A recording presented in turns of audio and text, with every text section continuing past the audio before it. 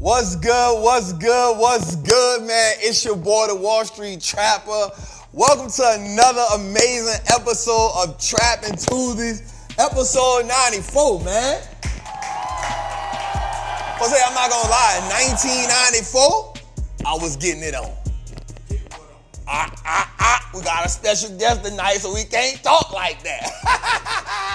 I'm playing, man. 1994, man, my mama had me knee deep in the trenches, bruh. 1994, bruh. Actually, that was the year I met Tootie. You know what I'm saying? I was in 7th grade, bruh, and I was really just getting it on, man. So, 94 bring back memories for me, man. So, we want to welcome everybody to another amazing show. Tonight is going to be special. Later on this evening, we have we have a special guest coming. So profound, so exquisite, one of the best orators of our era for sure. And I am I don't even know the word right now. I've been smiling since I got the phone call. And even more so, I'm glad to just bring him to us, to bring him to my community, to have him speak to us tonight. So we definitely gonna talk about the legendary TD Jakes, man. Definitely gonna clap for that, for sure.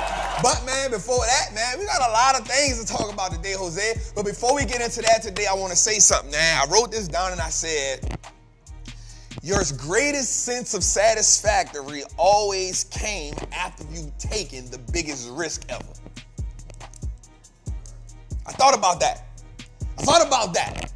Your greatest sense of satisfaction always came after you've taken a risk that has pushed you to the limit. I'm talking about after you've overcame something that in the midst of it, you doubted yourself. I'm talking about after you've overcame something that once you saw the presence of it, you ask yourself, should I really be doing this? Right? Like after you've risked more money than you've ever thought possible. Your greatest sense of satisfaction. Now what happens is I thought about something. I was processing some information last night, and I asked myself this question, Jose. I said, why is it that the satisfaction comes after I take the greatest risk? And I thought to myself, what truly happens is, let me take this off. What truly happens, Jose, is in that moment, Jose, what we've done is we've broken past our own limitations. We've overcame our own limitations. Now, the only limitations that we have in life are the ones that we set on ourselves. Like, we aren't born with the limitations. Like, if we look at, I know we heard the analogy before, like, how many times after a kid falls do you tell them stop trying to walk?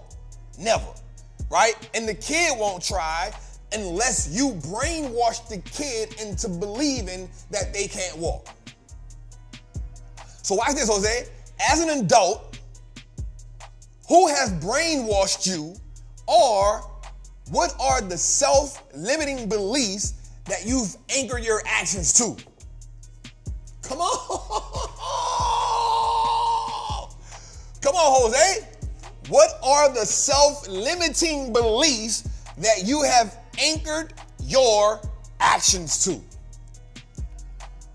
Okay, so let's dig deep on that, Jose. Like once I come up something, and like once I tell myself these things, I didn't have to, I be expounding on them to myself. Because I need them to make sense so that once I tell it to people, once I give it to people, they can be like, oh. Because every week on the show, Jose, our goal is to move the financial needle in somebody's life. Right? We want you to get over the hurdles. We want you to get past the things that you've anchored your own self to. Right? So, okay, let's think about it. I'm going to give you an example. Prime example. I'm talking to George earlier. I got to use you, cuz. George comes to me and George says, he didn't ask me, did I get some of the GameStop? Right? That wasn't his question. He said, how much of it do you have? Am I lying, cuz?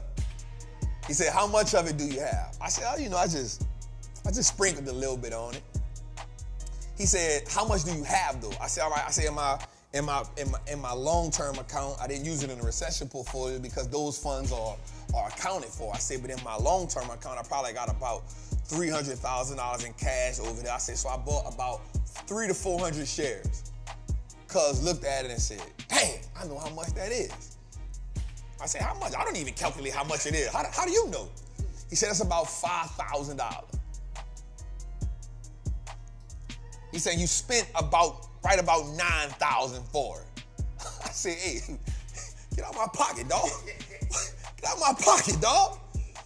I said, but I'll probably be out of it by the end of the week, cuz. I said, why you asking me that, though? He said, because I had $9,000 and I should have at least put half of it in it. He said, but fundamentally, it don't make sense. I said, well, what are some of the things I always say? Because I said, you treat a gamble like a gamble, you treat an investment like an investment, but make sure the gamble doesn't make up majority of your portfolio. He said, cuz you made $5,000 today just off buying whole. I could have did that. I said, well, why didn't you? He said, I was scared. He said, I was scared. I said, listen, I wasn't mad at him for saying that because what happens is, here's what I've learned, Jose. If he wouldn't have said that, if he wouldn't have been like, cuz I was scared, he wouldn't have met the thing head on. Because he could have easily said, well, this and well, that, and what happens is you suppress the actual thing that you got to move past. Right? And when you suppress the thing that you actually have to move past, you can't get over it. If you suppress the thing that you need to get over, it becomes insurmountable. Right? Like if you keep suppressing, okay, watch this. Why don't you be in a relationship? Oh man, because I'm busy working and I got this. No. Those are things that you aren't meeting head on. What is the thing that you are suppressing on why you don't want to be in a relationship? Why don't you start the business? Well, I got to let the kids go. Why don't you move out of town when you want to move out of town? Well, I got to let the kids finish. No. What's the thing that you're suppressing? What's the fear that you aren't willing to meet head on so that you can overcome the said thing? Okay, Trap, well, the reason why I don't want to pack up and move to another state is because I'm scared to be by myself. Okay, now we can move past that. Now we can address that. Now we can put things in place. Jose, you got to have relentless execution in order to move the needle in your life on any level. Cuz said, I was kind of scared, cuz I ain't gonna lie. I said, why were you scared? So now we got to get to the issue of why cuz was scared. And I like it because he's right here. He said the reason why I was scared was because all I had in cash was $9,400. I said, so the reason is you're scared to lose the money. I said, the reason is you're scared to lose the money. I said, let me help you with that, cuz. It's only money. Now, you can say this because you can look at me and be like, Trap, you saying that right now because of where you are financially. But if you go look at my track record, I've always felt the same way about it. That's the one thing, Jose, I can really say that the streets helped me give birth to was the idea of is only money. And when we say that, we're saying that from a perspective of, bro, we live in a world. I'm going to go back a little further. We live in a country. Not even going to say the whole world. We live in a country that prints money by the second. Okay? We live in a country that is right now about to pay $1 billion a day on interest for the debt that it has. that sink in for a second. Let that sink in for a second. We live in a country. We live in a country where the payments on the $34 trillion in debt is about to be $1 billion a day. That's not even paying the debt down. That's just the interest on the debt. Listen to me here. That's not paying the debt down. That's not even touching the debt. Excuse me. That is merely the interest. So here's my question, Jose, when we get to that. Ooh, this is about to be good, Jose. This is a moment. This is a moment. What is the interest you are paying for not overcoming your fears? Let's go a little further.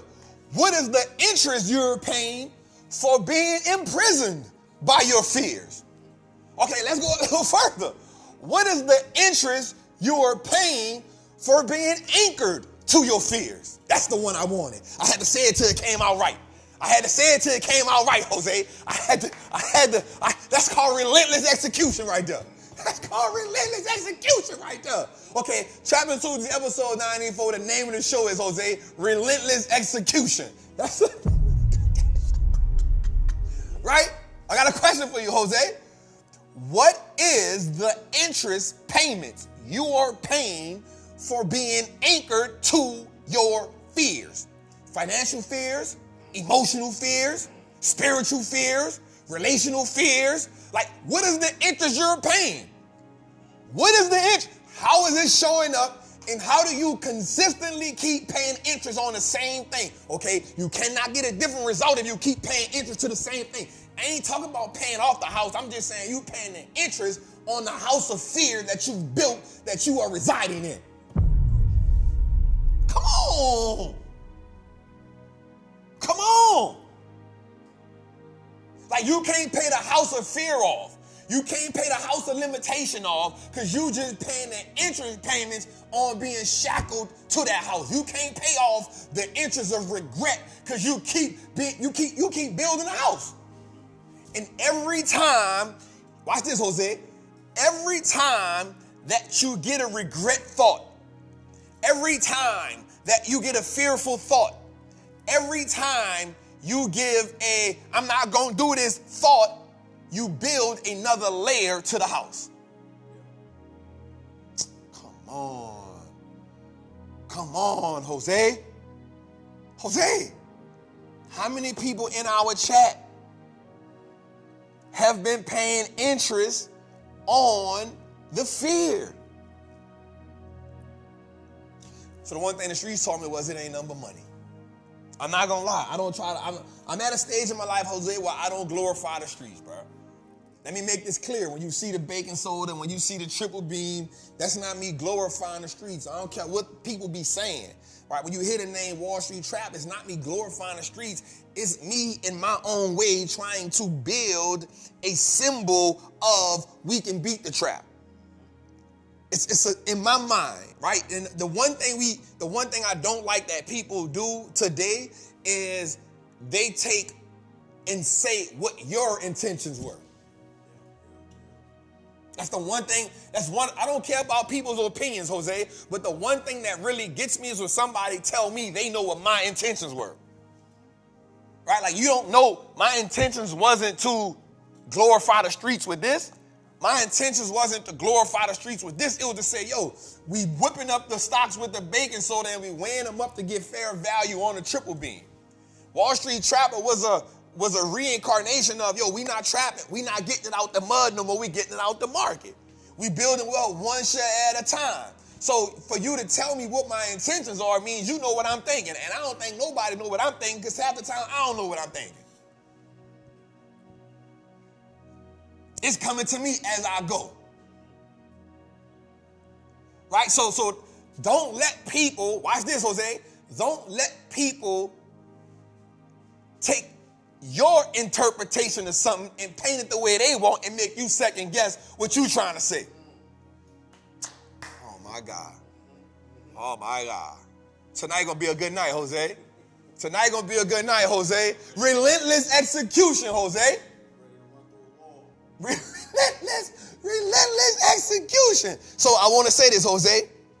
Day by day, the things that you say, the things that you think, day by day, the things that you think become the things that you say, become the way that you behave. Do not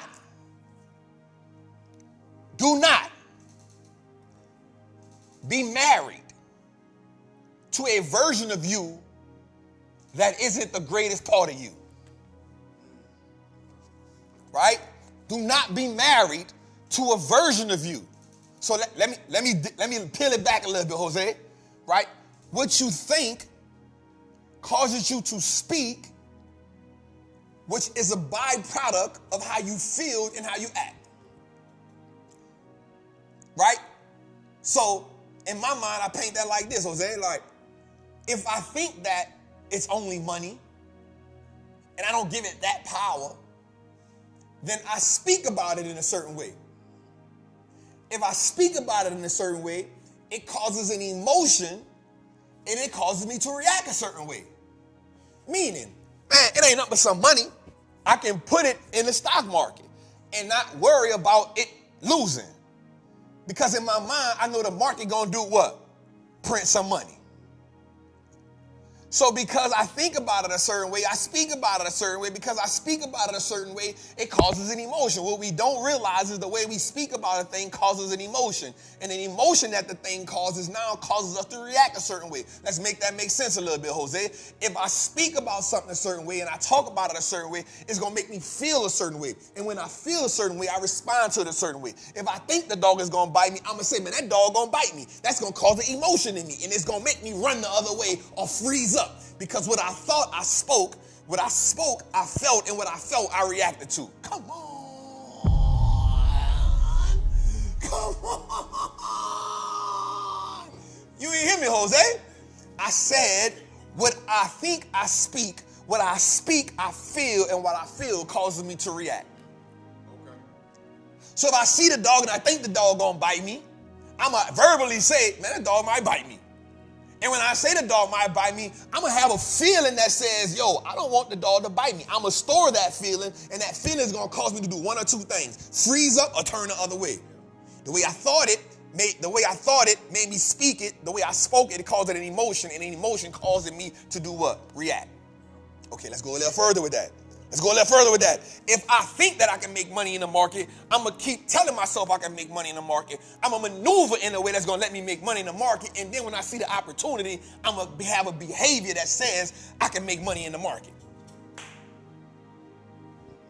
If I think that I'm going to build wealth, I keep reading, I keep listening. What I'm doing now is I'm planting seeds, I'm fertilizing seeds in my head that now makes me think about wealth a certain way. And when I think about wealth a certain way, I now start to talk about wealth a certain way. When I talk about wealth a certain way, I get real excited about wealth a certain way. And not because I'm excited about wealth a certain way, I can't wait to look for opportunities that can what? That can marry the way I think, the way I thought, the way I felt. And now I can maneuver in life like somebody who is now on a mission to attain wealth.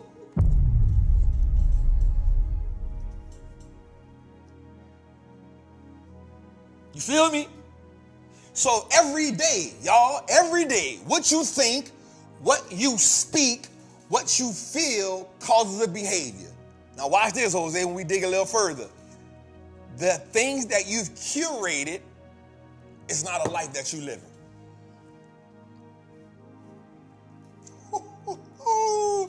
They don't know I was ready for tonight, Jose.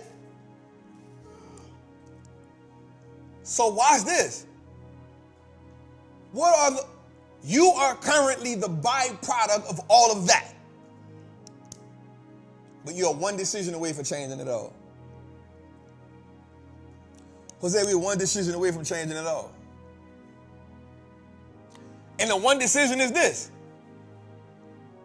I no longer think that way.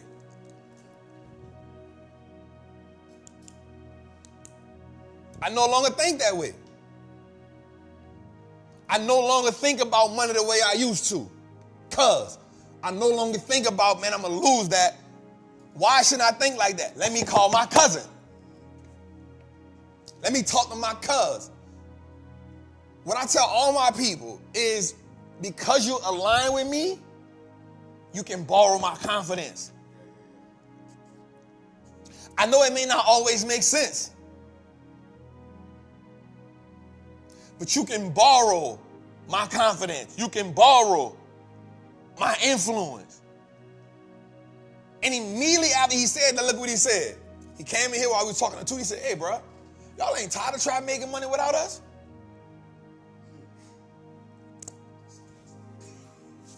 He said, I'm disgusted. He said, it's starting to get personal to me. No, he walked out the door and said it. He said, bro, he said, y'all, and everybody just was like, everybody there like, man, I don't have a lucky charm. I'm just relentless in the execution, Jose. I'm relentless in the execution. And I felt him when he said it. Because I'm going to be honest with you, bro. There's no way on God's green earth that I'm going to be around somebody that's making money and he posts money up every day, all day, and I ain't getting a piece of that with him. I need some of it, dog. Well, I need a mustard seed. I need a mustard seed of it, dog. You feel? I need a little bit. I need a pinch. That's what they say. I need a little pinch.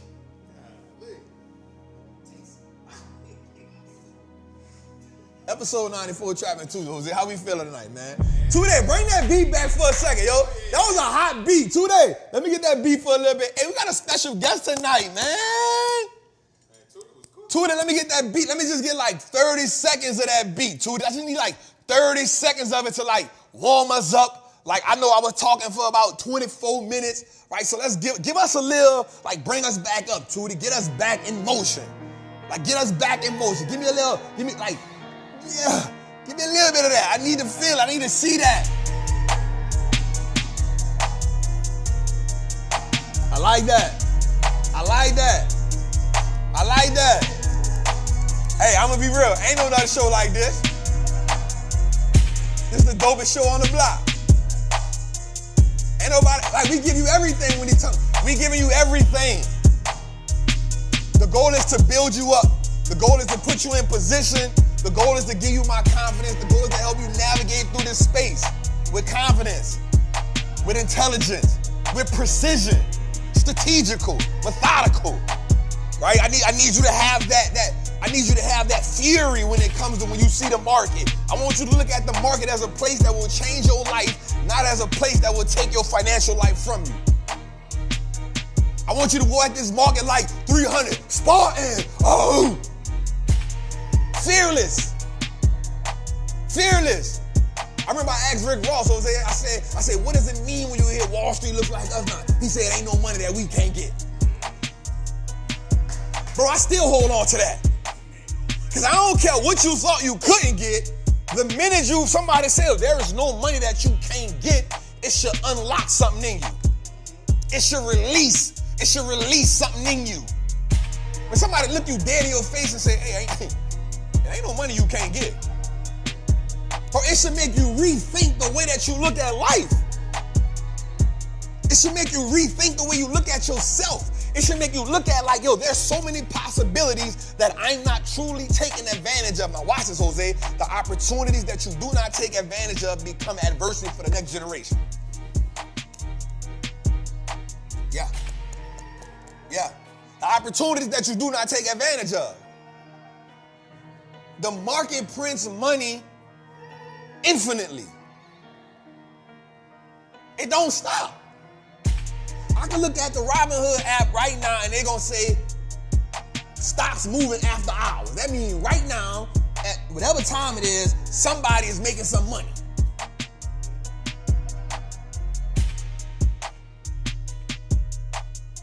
Somebody making some money.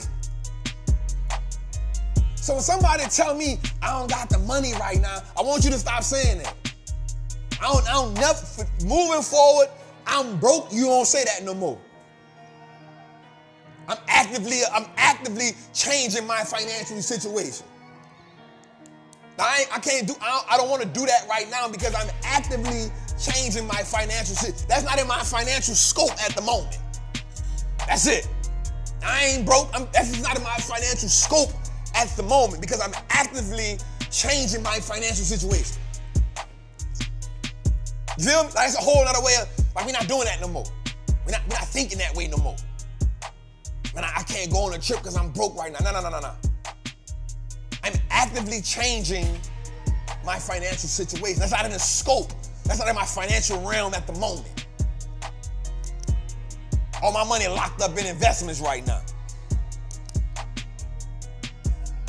Right? What you doing? All my money locked up in investments right now. Well, what you mean? Well, I'm only invested in assets, access, and information. That's all I'm investing in. Access, assets, and information. I ain't got no money to do all that right now. That ain't in my financial scope right now. I'm changing I'm altering, I'm restructuring, I'm rehabbing my financial situation. From no longer, moving forward. Nobody that's a part of Trappin Tuesdays, nobody that's a part of the Trappin ecosystem, that's what we're gonna call it. You can no longer say, I'm broke. You can no longer say, I don't got the money to do that. You can't say that no more. You can't say that no more. You know why? Because every time you say I'm broke, you're paying interest on that fear. You're paying interest on that limitation. Every time you say that, every time you say I'm broke, every time you say I ain't got no money, every time you say I can't afford it, you're paying interest on that financial limitation. You building that house. And I'm going to tell you something. The more you build that house, the stronger it get. And the house then become a prison. The house then becomes a prison. And we all know it's real hard to break out of prison. It's hard to break out of prison. So moving forward, we're going to change that philosophy. We're going to identify that as something different. That is not in my financial scope at the moment because I'm reshaping my financial structure. Jose, episode 95, reshaping my financial structure. That's what we're doing. There's no way you can possibly truly be serious about building wealth when the way that you talk about wealth doesn't, watch this, Jose, watch this. Your thoughts contradict your actions. Your thoughts contradict your actions. Your thoughts contradict your actions. So they got to be in financial alignment. Episode 96, financial alignment.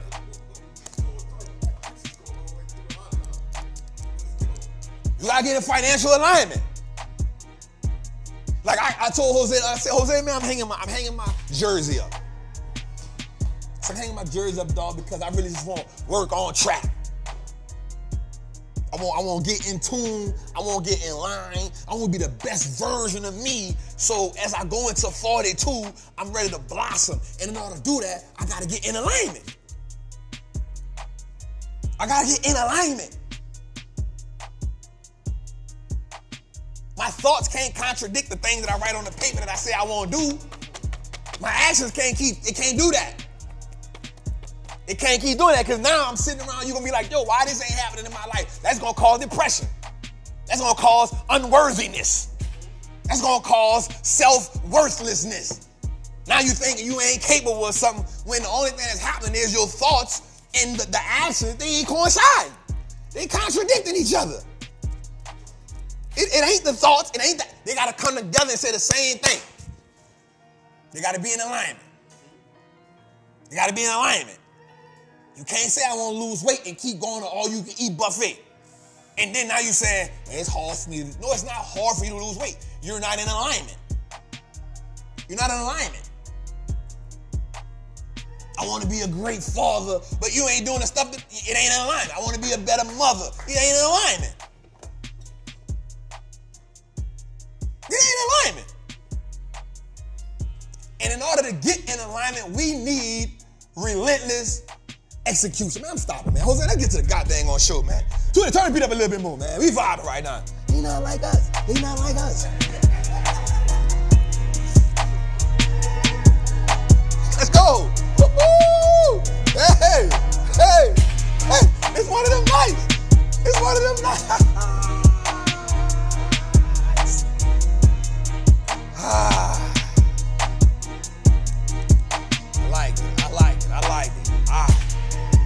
Bring it down, Tootie, bring it down. Bring it down. Bring it down. Bring it down. Bring it down. Bring it down. Bring it down. Bring it down. Bring it down. All right, y'all, man. Listen, man. Episode 94, man. We is titled Financial Alignment. Listen, we got a great show for us tonight. I know y'all asking when is our special guest going to come on. He's probably going to come on around 9 o'clock Eastern time. 9 o'clock our time, 8 o'clock Central time. He's going to come on. But y'all know all my trappers. Y'all know what we doing. You know what I'm saying? Y'all know what we doing. Y'all know how we get down, man. So today, Jose, how you feel?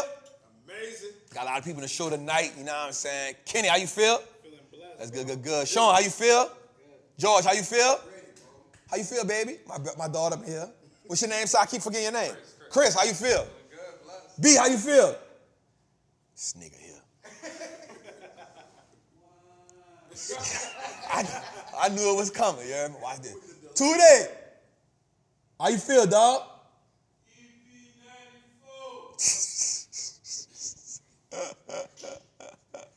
All right, man, that's happening, man. We got a dope show lined up. We got a lot to talk about tonight. And we want to get a lot in before our, before the... I'm so excited. I'm not going to lie. I would be lying, right? So let's get into it, man. Y'all know how it go, man. If it's your first time in the show, welcome.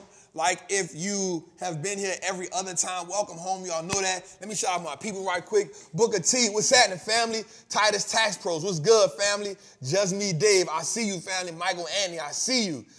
Tori Simmons, we see you, Queen. We appreciate you for being in the chat. Maya Holmes, what's good, beloved? Roxanne, we see you. Sabrina, we see you. Dancing Diamond Jewelers, you always in the chat. We appreciate you. Shazam X, I see you, family. Thank you for your consistent support. Infinity, I see you, brother. Jesse Shaw is always showing up. Roxanne, family. Dowles, we see you. Carolina Blue, I saw you. I saw you at the concert with the, I saw you, family. Khadijah, I love you, girl. Val Jenkins was good. C. Bush, I see you, homie. Hosea, I see you, brother. I see y'all. I love y'all. I appreciate y'all. Double R, I can't forget you. Welcome home. She came from Kuwait. We love her for that, man. Just want to shout out all my family, all my people. If I can't see y'all, y'all going real crazy right now. And I can't see y'all. I'm getting older. I can't see that fast. Let's go. Shout out to my people, man. We in a chat, you feel me? Jose, come in right quick. I just had this dope idea. I had this dope idea. You said it on the mic? Oh. Wait, what? I just thought about it. You heard me? All right, let's get to it, man. Y'all know how we get down. Let's go. I am a certified Wall Street trapper. I'm confident in my ability to make great investments. The stock market is a machine that prints money, and I'm more than capable of operating this machine. Not only will I free myself, but my family will eat for a lifetime based on the information I apply today. I am a money maker and a wealth builder. Today, I break all the chains that anchor me to that poverty mindset. My ancestors will smile now because I've turned our last name into an asset. My family's purchasing power will increase indefinitely. Today, I make the declaration that no longer will I be a slave to money. No longer will the generation behind me inherit lack. No longer will I submit to selling my time for money. I am a first-generation millionaire. I am an architect of my family's legacy. I am a certified Wall Street trapper. And Wall Street looks like us now. Let's go, 2 days.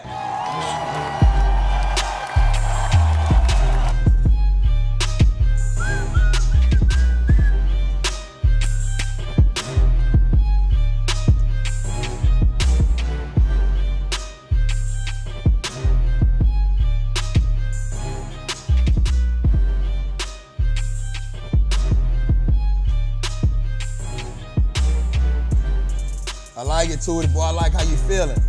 I like how you feeling, boy. I like how you feeling, boy.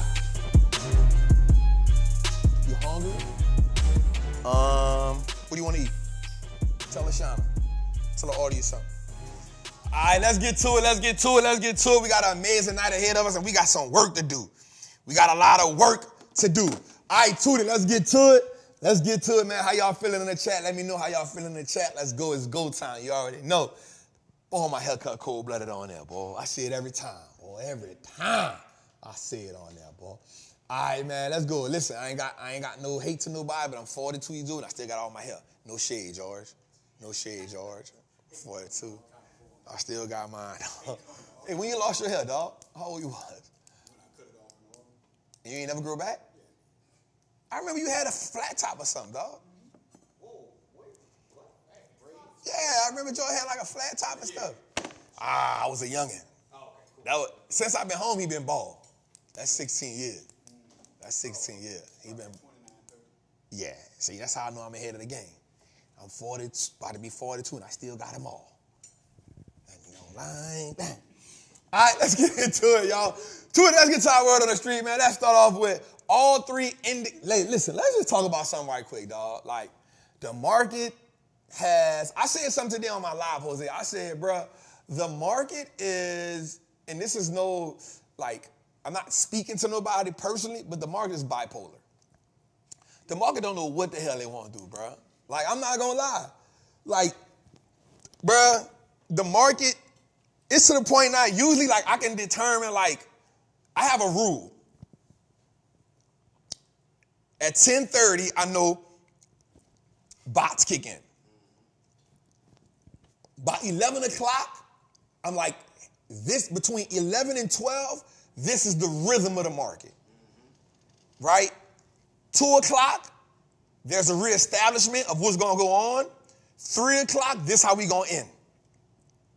Except for that one day where like Jerome Powell talks late and then the market trips at like 2 o'clock, right? But on a normal day, and I just put y'all into the way that I look at the market. From 9:30 to 10:30, it's human beings. So that can go any way. That 10:30 to 11 o'clock, I'm looking like, okay, because you're going to gradually, and watch, you'll pay attention to, you'll gradually see the market like sway. That 11 to 12 o'clock is when I look at it because I'm like, oh, this is the rhythm. Right, even 12 o'clock, like 11 to like 11:30, I'm like, okay, this is the rhythm. All right, so like I'm from 9:30 to like 11:30ish, I'm like, all right, this is basically the rhythm of the day. You know, I may inch up or down, and then by 2 o'clock, I'm like, okay, this is the downside of the market. So whatever happens between 2 and 4, this is it. So from 2 to 3, I'm like, okay, the machines are ending the day. The machines are ending the day, and then from 3 to 4 is all human beings, right? So I'm kind of putting myself through the emotional cycle of where I need to be at. Bruh, this thing been tripping. Bruh, like it's been getting up in the morning from 9 to 9:30, it's down. I mean, from 9:30 to 10, it's down. 10 to 11, it pop up. 11 to 12, it done went up, down, sideways. 12 to 2 is 2 o'clock, it pops. 3 o'clock, it's like, okay. 3:30, it just drastically goes somewhere. I'm like, bruh. Bro, literally today I watched the market from 12 o'clock because I was inside just preparing for tonight. I watched the market go I'm watching the numbers. So I'm not looking at actual stocks. I'm looking at, okay, I watched the market go from, I kept telling myself, I said, okay, if we can get 16.5. I said, we can get 16.5 out of the NASDAQ. Now watch this. I wrote this down. I said, if we could get 16.5 out of the NASDAQ, that's my number. So every day I give myself a number. Like, all right, I give myself certain benchmarks to know if we are progressing or not. And that's why I tell y'all every day, you should realize Monday, write down Monday, Friday what the market ended at, Monday what the market opened up at. If you really want to take it serious, at the end of the day, and you should be writing, this is where they opened at, this is where they closed at, if you're going to be that dedicated. So I do it maybe 2-3 times a week, I'll do it. And so today I'm like, all right, yo, like I need the market to get to 16.5. I need the NASDAQ to get to 16.5, and I was pushing 5.2, 5.3. I'm like, we can get to 5, 525, something like that, on the S&P, we good. And anybody know what I'm talking about basis points. And so, bro, all day today, I watched the NASDAQ just flirt between 16.5, 16.4, and at one point it was at a 16.2. It was at 16. I'm like, bro, what is going on here? Now we had some numbers came out, PPI numbers came out today. Producer price index. That bounced, that came in a little hotter than expected. And then we had Jerome Powell talk today. And he essentially said a couple things. I wrote this down. He said, overall, the market, he likes the picture of the market. So I wrote, what is that? Come on. All right, I be having to slide through my stuff, y'all. Give me a second. So he said, overall, he likes the market picture. He said, here you go. Where is that? Come on, Trap. Find it. Okay, here we go. Overall, he said he likes the market picture. Second of all, he says inflation is slower than, overall, I like the market picture in the U.S. economic data. He said that inflation was notable in Q1, but it lacked further progress. He said housing inflation has been a bit of a puzzle, meaning he can't figure it out. Right? He can't figure it out. And then he said, it is unlikely that the Fed's next move will be an interest rate, a rate hike. And he said, credibility is everything for the central banks. All right, I wrote that down. Those are just some flash points I got out. He said, overall, the market is looking, the economic picture is looking good. He liked the data. He said, inflation has been notable. The housing market has been puzzling. Restrictive policy may take longer than expected to lower inflation. That's the one I wrote down.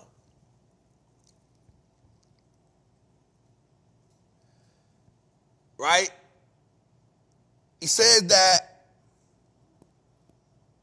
the policy, like inflation is tricky, but I always give us that look where I said it's easier to go from 9 to 4 than to get from 4 to 2.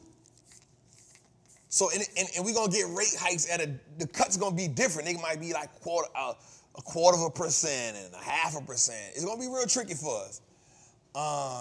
But what's most important is tomorrow you got CPI, Consumer Price Index.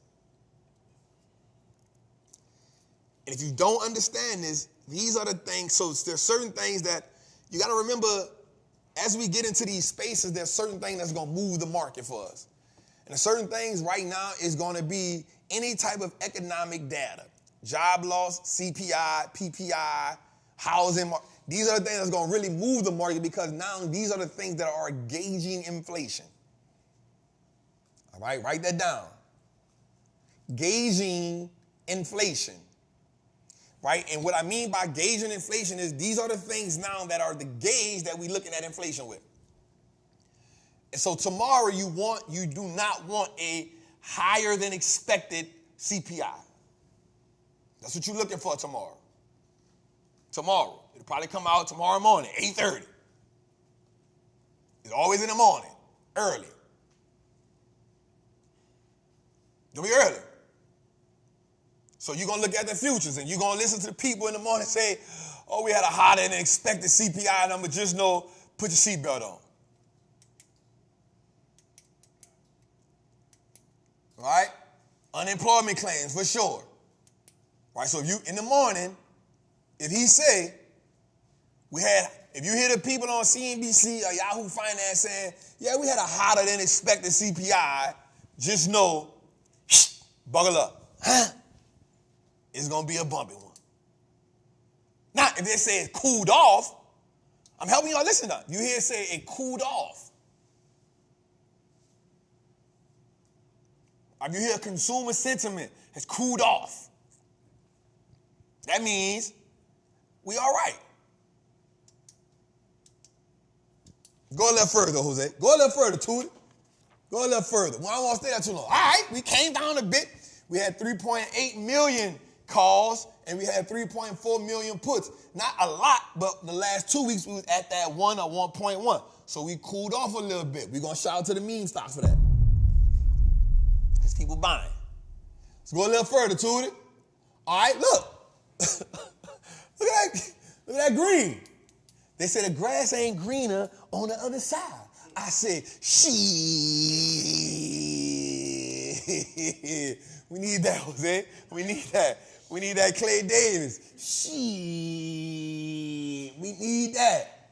We need that. All right, so let's look. Let's look and see, what gave us. So we're looking at this. We want to look at the bright green. We're looking at Tesla gave us 3% today. Now, all my Tesla people, y'all, come on now. Y'all got a break today. That's fluorescent green. Right?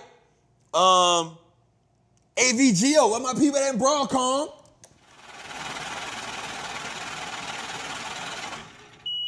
My people in Broadcom, how do we feel?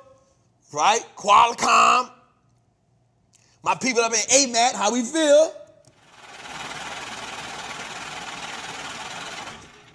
All right. Let's see. DHR, okay. BA, okay. What my people had in ANET, I see you. NVIDIA gave us 1% today. Okay. This financial industry definitely been a sleeper. They've been going crazy. Texas Instrument, okay. MU, okay. I'm not mad at it. Look, come on, Apple, come on. Okay, Eli Lilly, come on. Okay.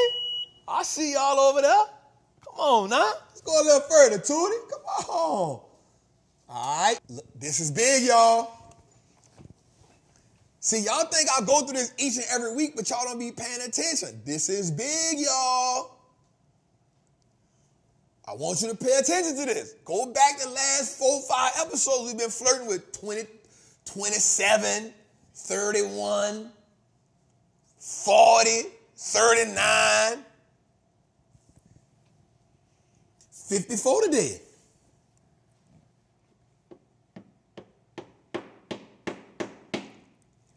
We at neutral. And we heavy neutral. We not just like light. Like we ain't just got a pinch. We gotta. Jose, I'm not mad at a neutral. Right? That means the market is like, right? And I'm going to be real with you. I credit this. I credit to the meme mania. Meme mania.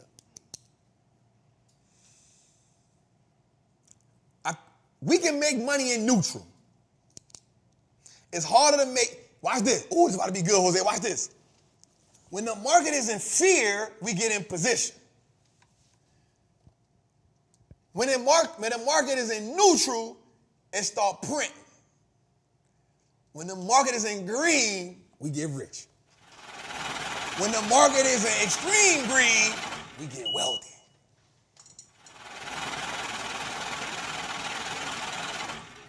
Because we already in position. By the time the market gets to greed and extreme greed, we should already have positions that's, look, like Floyd doing that thing. You know what I'm saying? But I think, and here's why I say that, I think, and I could be wrong, again, it's just my personal opinion. I think the memes, when you start seeing stocks that have no earthly business running, and I want people to understand this, that's not just retail investors. It's not just retail investors. It's not just retail investors. And I'm going to be real with you. It's not always FOMO. Just because you get it, that don't mean it's FOMO. It's saying, yo, let me just get a little piece of it. FOMO is when you thinking, I got to get it up before it fall. I can't miss it. Like, nah, I see the opportunity, boom, put it. It ain't always FOMO.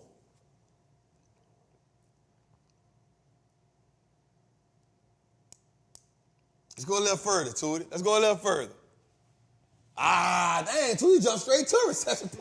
God damn, dog. Jump straight to, Jose. Tootie jumped straight to the recession. Nigga trying to count my pocket. Put your hand in my pocket. Put your hand in my pocket, dog. All right, let's get into it then. I ain't tripping. All right, so I told Tootie to put this up today. Yesterday, this was in my buying hole, so I didn't really put it in the Patreon. And as you can tell, it looks different. So this is in my primary account, right? It's not in my TD Ameritrade. I mean, it's not in my E-Trade account. This is my TD Ameritrade account. So yesterday, I bought 300 shares of GME with the idea to hold it short term. I bought 300 shares, and from the 300 shares, it cost me about $9,000, something like that, whatever that is, and we made $5,400. I bought it yesterday, I don't know, yesterday, I think it was maybe like $30, something like that. I bought it, and I just had the mindset of, I'm not even holding it long. Right? Like sometimes I just was like, yo, like it only makes up a small percentage of that account, less than 2%. I was like, yo, I got, like, I want you to think about something. And y'all understand me, y'all know me, y'all, you know what I'm saying? Like, y'all understand that I got a pretty nice size account. And I'm not judging nobody financially. But $9,000 doesn't move that account that much, if that makes sense, right? I'm not trying to, it's kind of like Warren Buffett saying he put $100 million into something. Like, you like, if you go look at his positions, $100 million in a position don't even equal 1% of a position for him. You like, bro, $100 million? Yeah, like $100 million doesn't even move the needle for him. If you go look at his position sizes, if he got something that's $100 million, it's not even much, like, it's like 0.85%. It's not even a percent. So, nah, it's crazy. So for me, that wasn't even, I was just like, yo, let me just see if I can make a couple dollars. And I'll be honest with you, it wasn't no fundamental research. It wasn't no sweet option. It wasn't no, you know how you can lie and be like, yeah, I see this, I see that. I ain't did none of that. It's $30. I know why the stock moving because my man that came out of hiding. I know people going to be greedy. I know the market going to halt a couple times. Let me give him $9,000. And whatever you do to $9,000, I don't care. If you hit, you hit. If you don't, I'll take it and I'll go about my business, right? The $9,000 turns to, we made $4,000 on it. I'm going to see what he can do by the end of the week. If I see something crazy, I just go to my account and sell it. Now, the problem with this stock is, yeah, it's a starter position for him. $100 million be like, oh, I'm starting a position, right? This is not in my recession portfolio. This is in my long-term portfolio with all my other ones in. So I didn't, there's no fundamental like data here. Just keeping it 100% with y'all. There's no, I won't lie to my people like that. So, we want to see what we can do. We not tripping on it, and we just watch it, and we go about our business. Let's go a little further to it. Here is the recession portfolio so far. My AMAT, oh, B, you in that AMAT play, huh? Okay, B said, yeah. B came the other day, B said, Trap, I need something to hit. I said, B, but I got a magic wand. like I'm the wizard. Let B hit. Bless be a B was like, say, Trap, I'm rocking with you. He said, a couple plays ain't go our way. I ain't mad, but I need something to hit.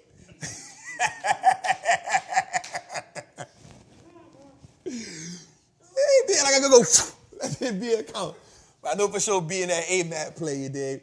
But I'm not gonna lie, that AMAT play really be pissing me off, bro. Because the AMAT pay will be up like, it'll go up like $10,000, $12,000. And then I'll wake up the next day, it's down.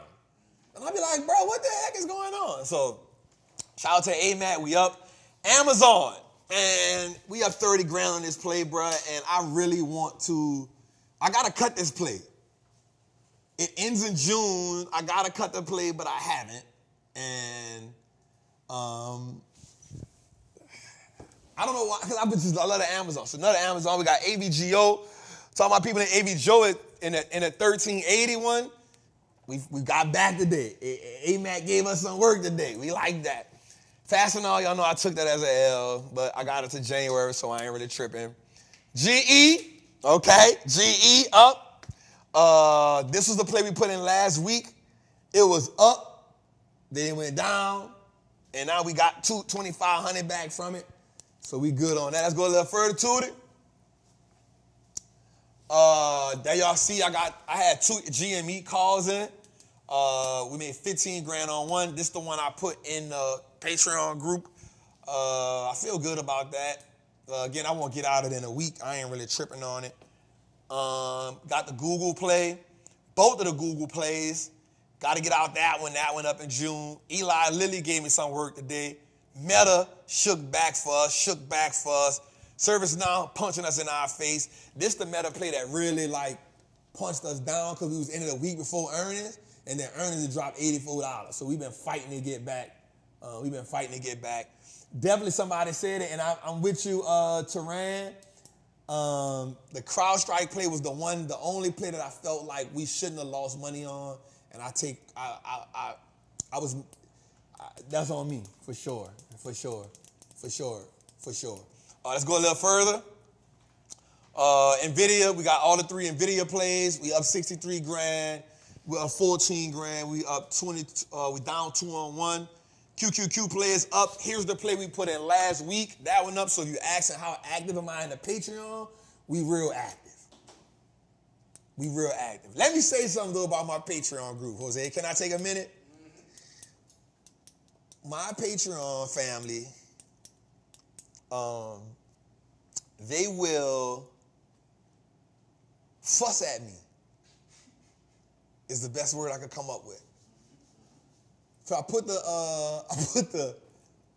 the play in for GE today, and I really gave them a great breakdown. I was like, listen, this is not a fundamental play. It's a short-term play. I don't normally do them, but I just see the opportunity. It's not a big play. And I said, do not be in this play. These are not, can someone tell me what are the buying holes? If not, what are they? And I said, this is not this play will get halted about 5 times. You won't be able to get in it sometime. You won't be able to get out of it sometime. So be mindful of this play. And I just saw people in the group like, so we going against everything? I was like, oh, God. Oh, God. Oh, God. Oh, God. I'm like, oh, God. And that's why I'm not going to be real. Like, I love my Patreon family, but sometimes I don't be wanting to put plays like that in there because I know they're going to fuss.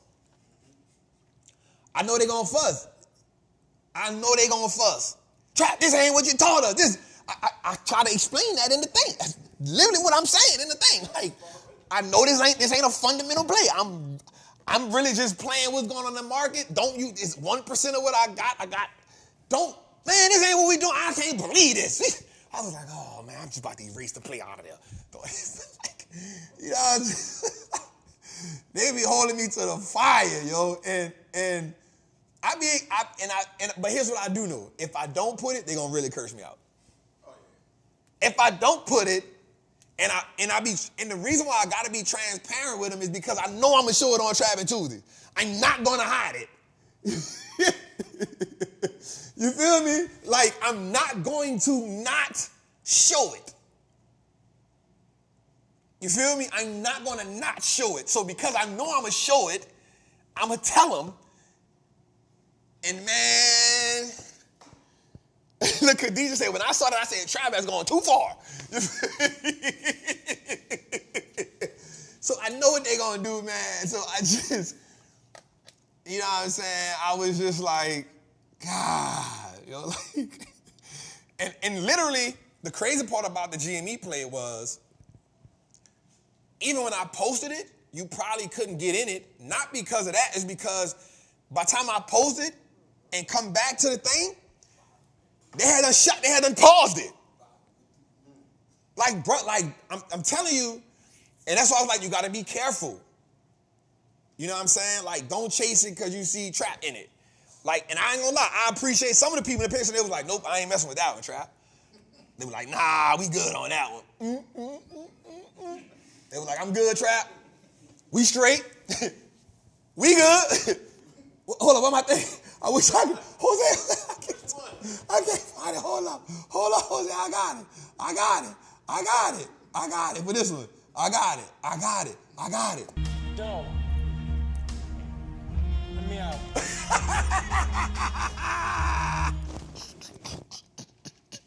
Jose, they're like, nah, Trap. Let me out, bro. We don't want no parts of that one, dog. And I respect them for that. You know what I'm saying? But for me, it's me only saying, hey, this is where I'm at right here, y'all. You know, like, you don't gotta follow me, you don't gotta do this, but I'ma always let you know how dangerous and, you know, how I'm looking at it. And literally, this thing stopped. Like, I'm gonna be real with you. So today, I think the account made $68,000 in the recession portfolio. There were parts of the day where the one that was up 15 grand, because it was halted, it would say down 35,000.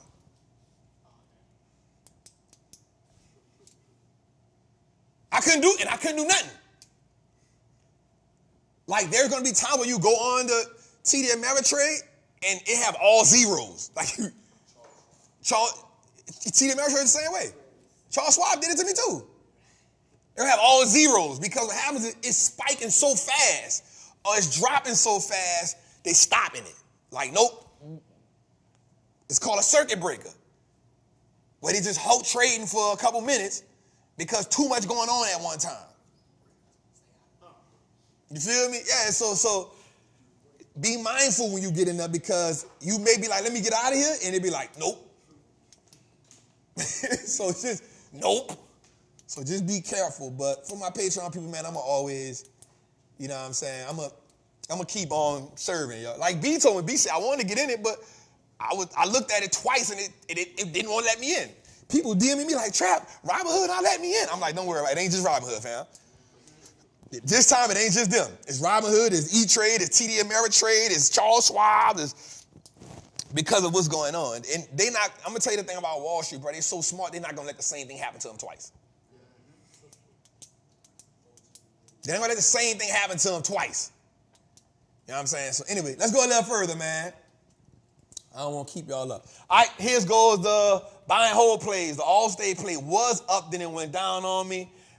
We are beating the market by 22%. Let's highlight that. Well, we're not beating the market. We're up 22%. I think the market is up about 9%. So let's just highlight that. Costco is up 18 grand. CTAS, EME, FICO. FICO came back roaring. I'm mad I can't do no options in FICO. It's just the volume on it and the open interest be super, super like zero. Eli Lilly, Meta, NVIDIA, PWR, and VRTX. We looking good in the recession portfolio. Let's go a little further too. Let's talk about what we got to talk about. You hear me? Ma, I cannot read your text right now.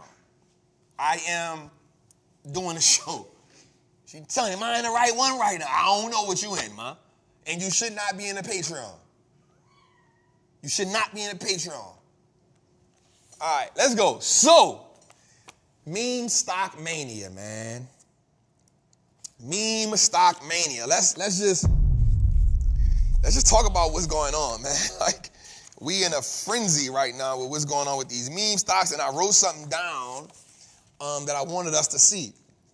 So, of course, we know I just tried to buy 10K of BITO and Fidelity literally kept getting denied. Yep. So let's get into it. So meme stock mania, man. So as we know, man, the meme stock, and you don't know who this guy is, this is the guy Roaring Kitty. If you didn't see the movie Dumb Money, this is who the movie was actually about. This guy right here. The guy turned 57,000 into 54 million.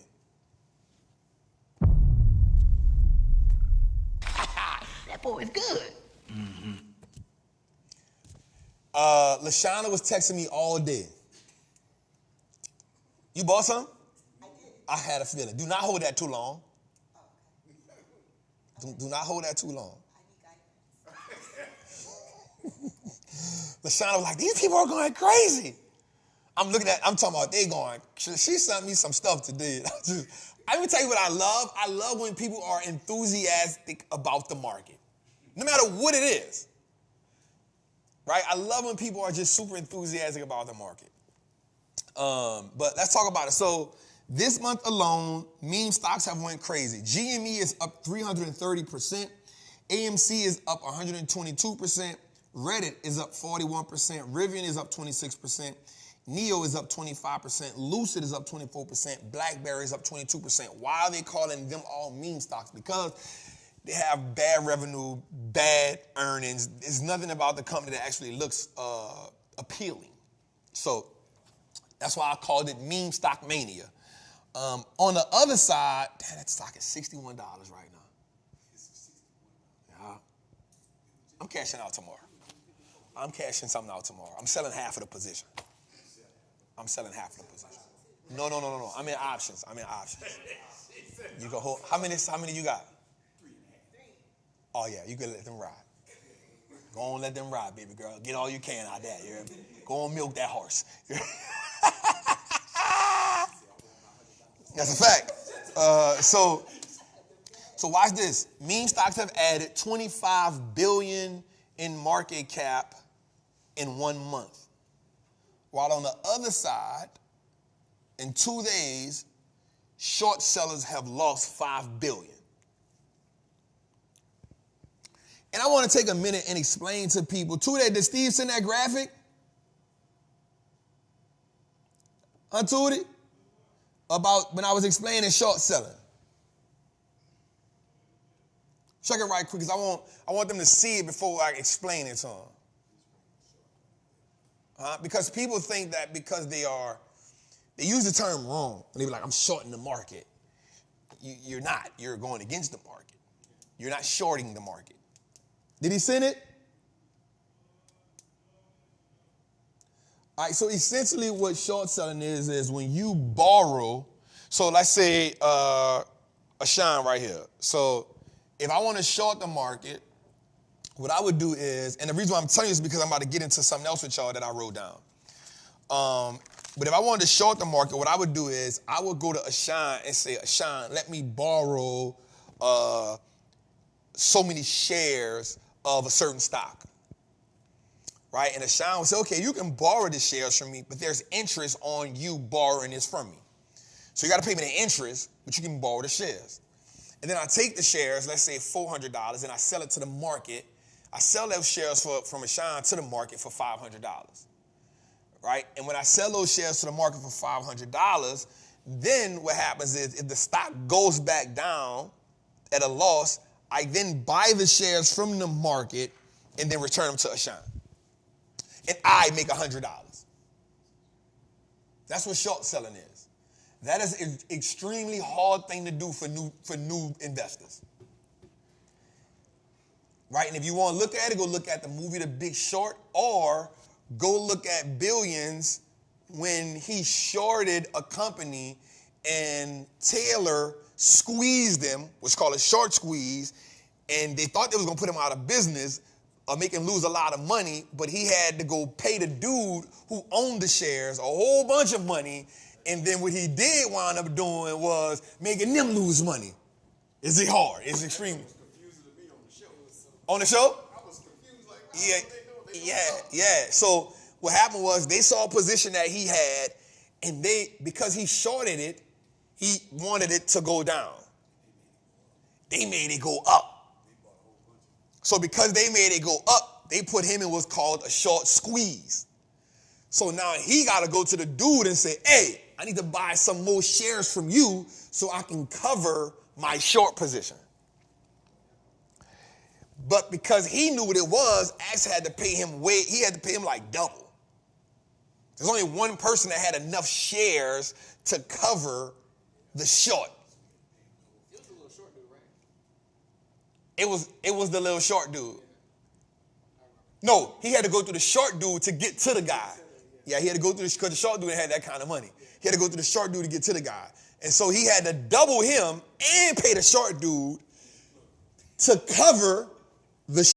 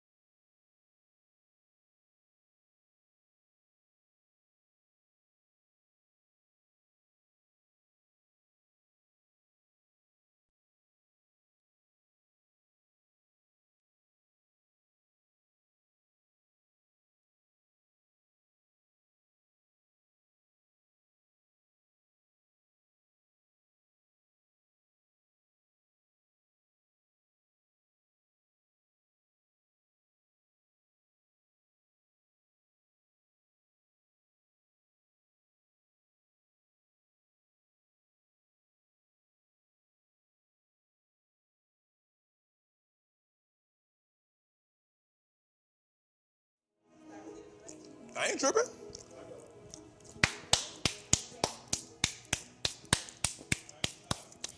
You lie? Yep. Man, look here. My people know me. It's a different type of show. Y'all already know. I ain't gonna panic at all. I'm a munch Take it right. and take me a sip. I was a little parched. That's all. Pick it up. So that we good? All right. Devil, you was a lie.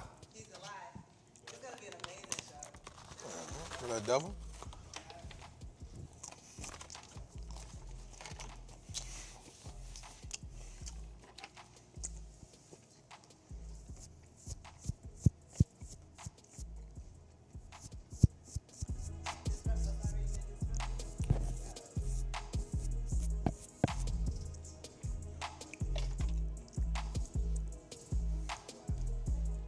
OB,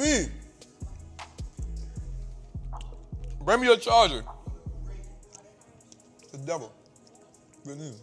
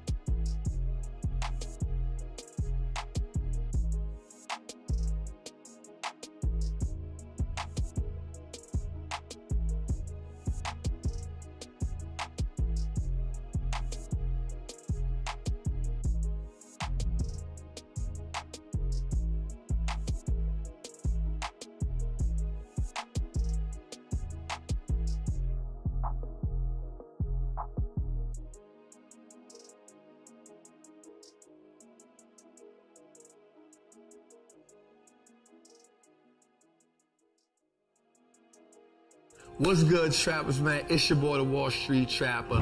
Right now, I want to invite you to an amazing experience full of value. That is my community, Trappers Anonymous. It's 100% the greatest fundamental investing community on the market. Listen, your portfolio should be a masterpiece. And the only way we get you there is if we help you to learn how to invest with confidence. Now listen, I get it. Like, you don't know a lot about stocks, or maybe you've heard people say how much money they lost in stocks, but I can guarantee you, one, because they weren't in the community, and two, they lack the information. Our goal in Trappers Anonymous is to help you, really to hold your hand on the journey to becoming a confident investor, learning how to navigate through the different events that the stock market goes through, to take you from panic to encouragement.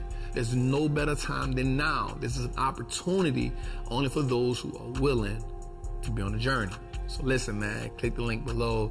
Come join me in Trappers Anonymous, man. I will see you in one of our many classes, whether it's Moat Monday, whether it's the 2-hour class we do on Sunday, or whether it's just a book club. Everything is geared toward making you a better investor so you can triple your net worth and turn your last name to an asset. It's your boy, Wall Street Trapper. See you in the trap.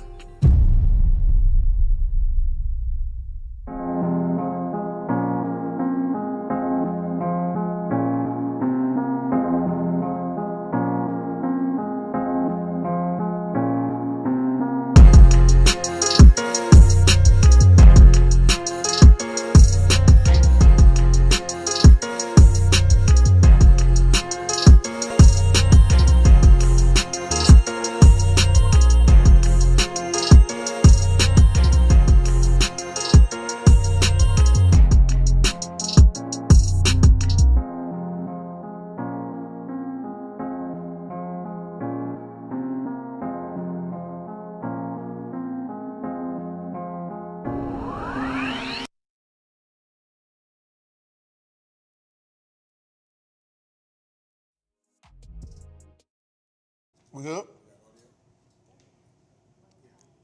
All right. Let's go, man. I ain't tripping. You hear me? We good? We back in effect?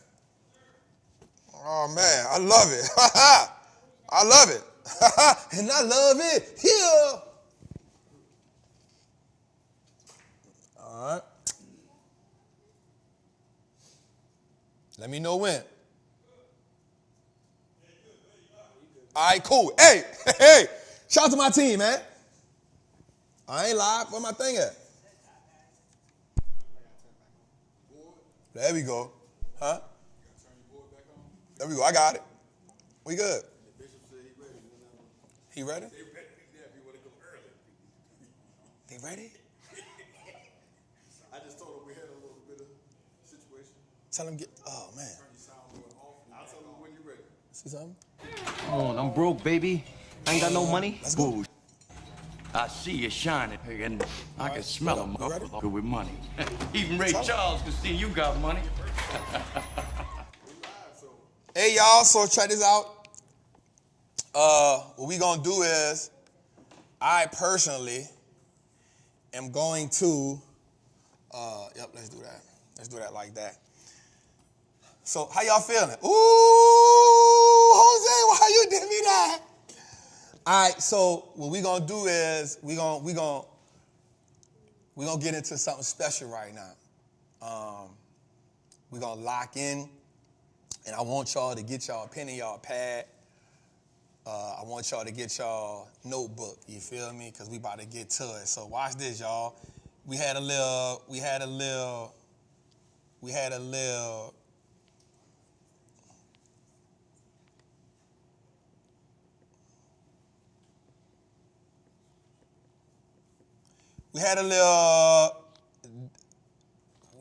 something try to hold us up, but we ain't gonna let that hold us up.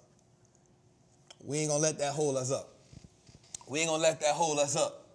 So what I want to do tonight, we're gonna get back to meme stock mania. You know, we're gonna get back to talking about investing. We're gonna get back to talking about stocks. We're gonna get back to doing all that. But what we want to do tonight is we want to bring in somebody that's amazing. We want to bring in somebody that's phenomenal, somebody that has definitely changed my life for the better. Not just when it comes to talking about the stock market, not when it just comes to changing your life spiritually, financially. We definitely want to bring in, man, Jose, I'm a little like, I feel good about this, right? But we in the middle of the show, Trappin' Tuesdays. We had a little technical difficulty just now. And it's crazy that we had that technical difficulty right before this. Right. I'm talking about, right. We ain't never had that before. If y'all are on Trappin' Tuesdays, y'all come into the show because it's going to be amazing. The quality going to be phenomenal the way that you see it. And we're going to see it from a different level. I think for me on my journey, as I take a little minute, for me on my journey, I've always seeked guidance. I've always seeked growth. And so what we're going to do tonight, we're going to bring somebody special in. We're going to bring somebody phenomenal in. And so tonight, Bishop, how you doing?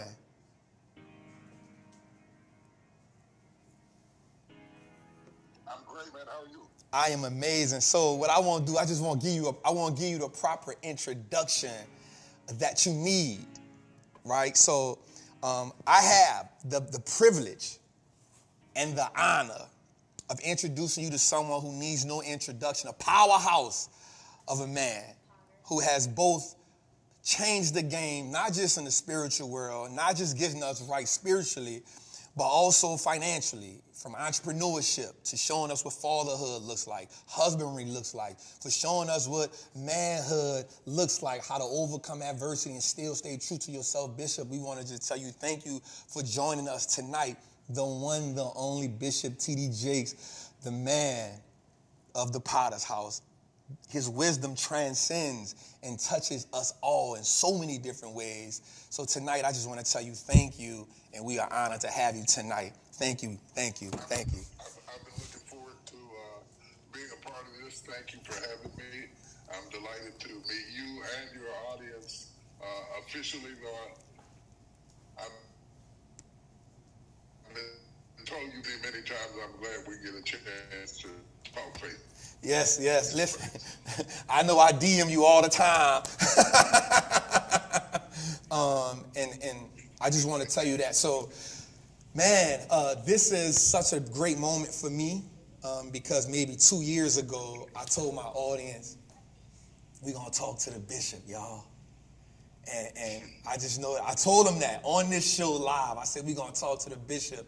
And so we just honor, and I want to talk tonight about something amazing that you have coming up, Good Soil. Can you tell us about that for a second? Yeah. Good Soil is something that I have started. This will be our second event. It's going to be June 13th to the 15th in Dallas, Texas, at the AT&T Performing Arts Center, which provides for no matter what level they're at, whether they're strongly developed entrepreneurs or emerging entrepreneurs, to put them in an environment where not only they can get information, but where they can get network, where they can get access to capital, where they can get access to community. It's so important. I listened at your other broadcast, and you were talking about if you're not doing good in the stock market, it's because you're not in the right community to get the information to develop to the fullest degree. You are who you hang around. And whoever you spend the most time around, they're going to influence your thought pattern and your focus. And so Good Soil is an opportunity for entrepreneurs to cross-pollinate, to be exposed to the latest opportunities that are available for them to grow their business and scale their business. And we're trying to get our people to stop hustling and go from hustle to harvest. Hustling it for, you feel me? You feel me? You feel me? You see, because most of us are so busy doing the work that we're not running the business.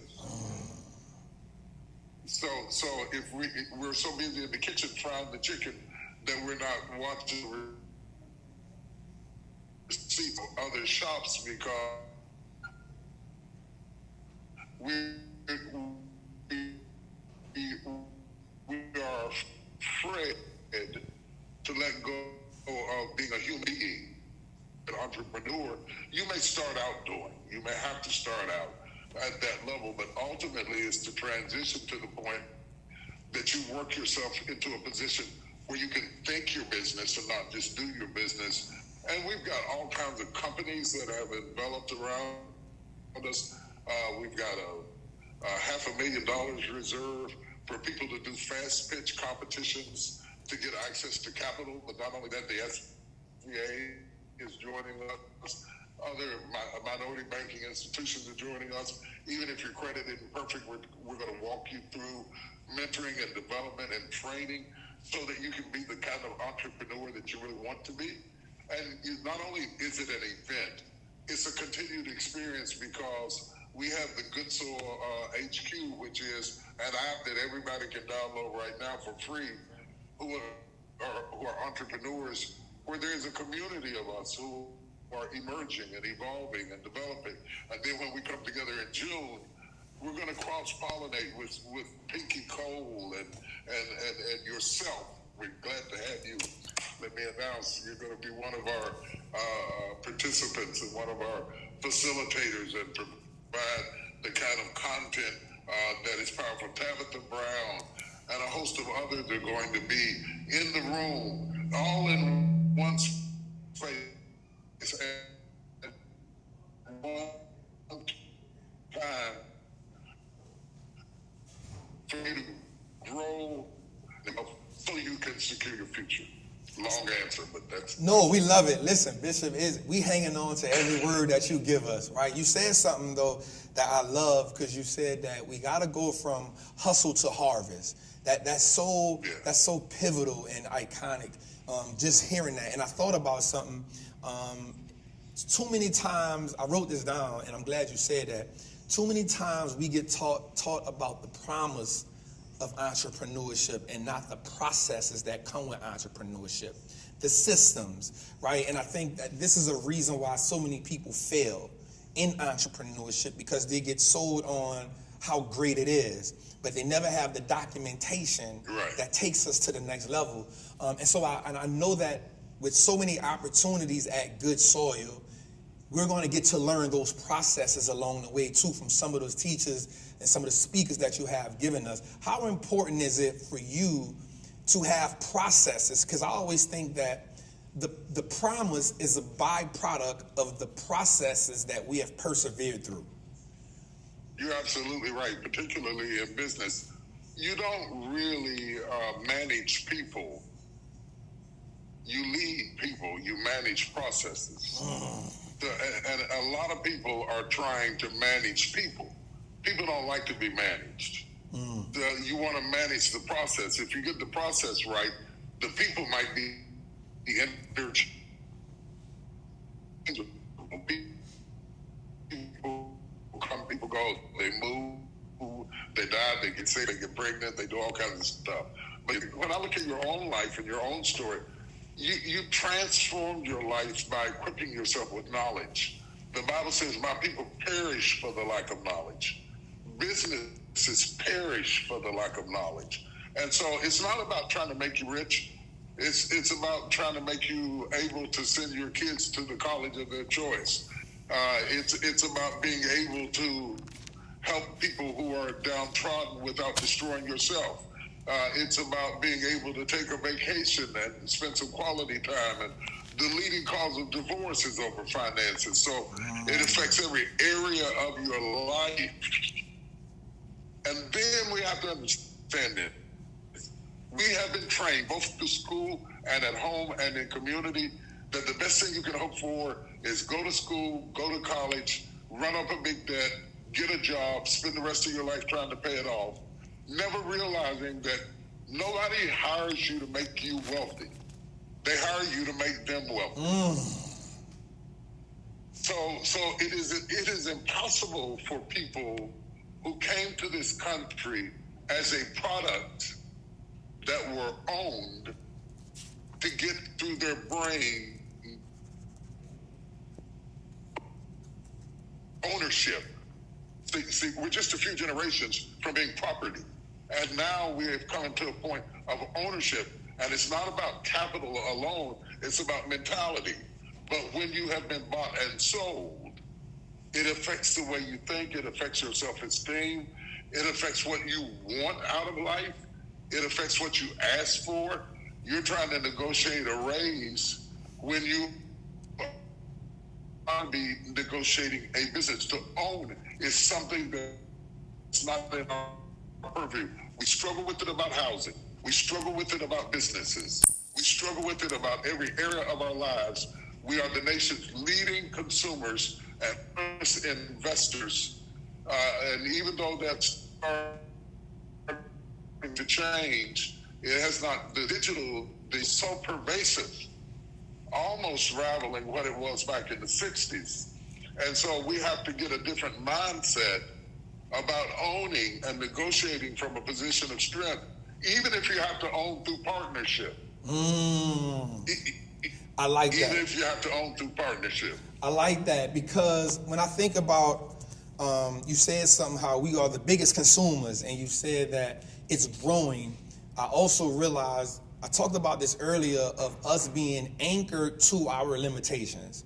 And those limitations a lot of times come from lack of experience and lack of exposure. And so I thought about us having insufficient knowledge, and kind of like a bank, if you have insufficient money in the bank, you can't withdraw anything, right? So if we have insufficient knowledge and insufficient experience, that is one of the reasons why we have insufficient success. And so I just want to say how important that is for Good Soil, for being in an area, for being in an environment, for being in an incubator that can give us some experience, that can give us knowledge, so we can be around people who have that success. And I think about something you said, but I want to reword it and rephrase it. A while back, I heard you say that God took Moses from Egypt, and when he was in the desert, he was preparing Moses to bring the Hebrews back through the desert, right? He was preparing them. And I thought about that, and I thought about he was the right teacher, because most time in entrepreneurship, we have now people teaching from theory and not from practicality.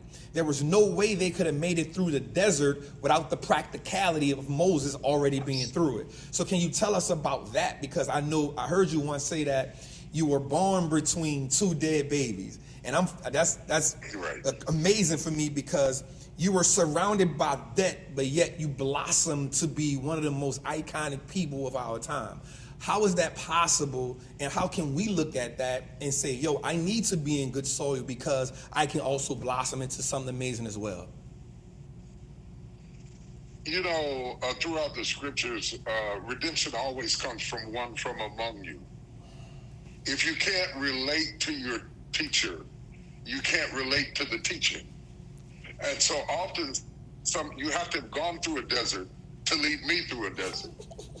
You have to have made mistakes in order to lead me through my mistakes, because you speak my language, because you're in my purview, because I can relate to you, not because of your strengths, but because of your failures.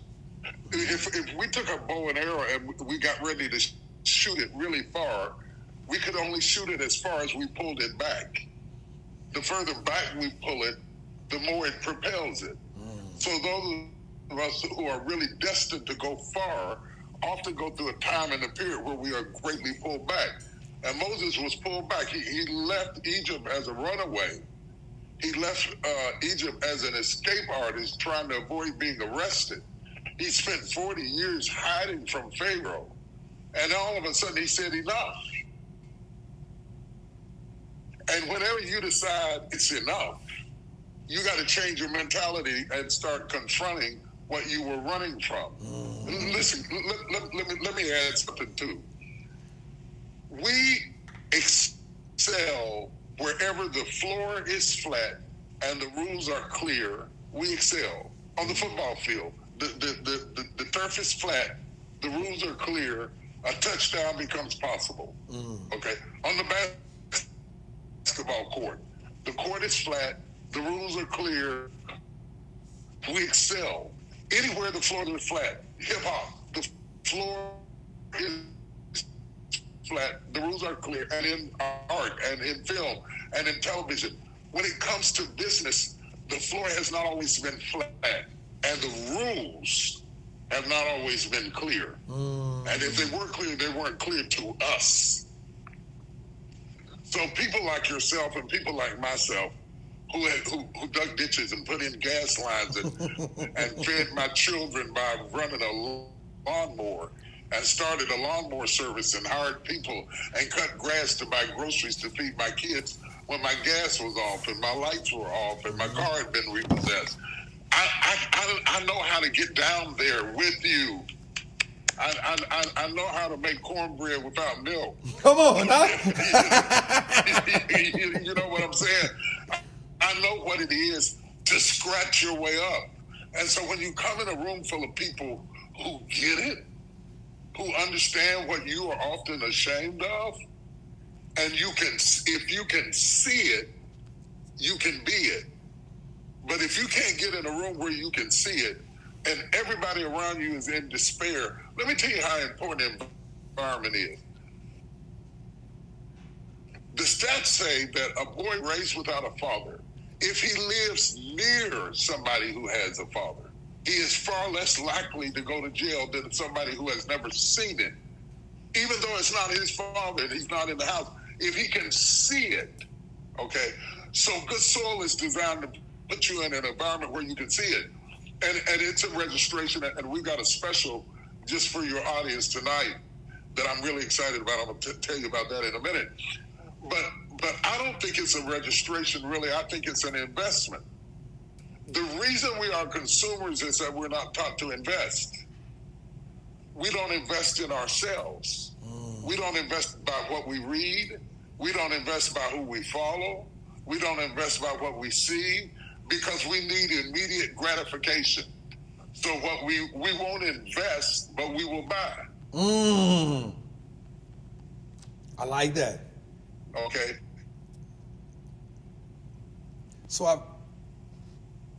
Can you hear me? So I gave transactional relationships. We got transactional business relationships. We got transactional situations all over our lives. And when it comes to entrepreneurship, you've got to move from that way of thinking and begin to think in terms of delayed gratification.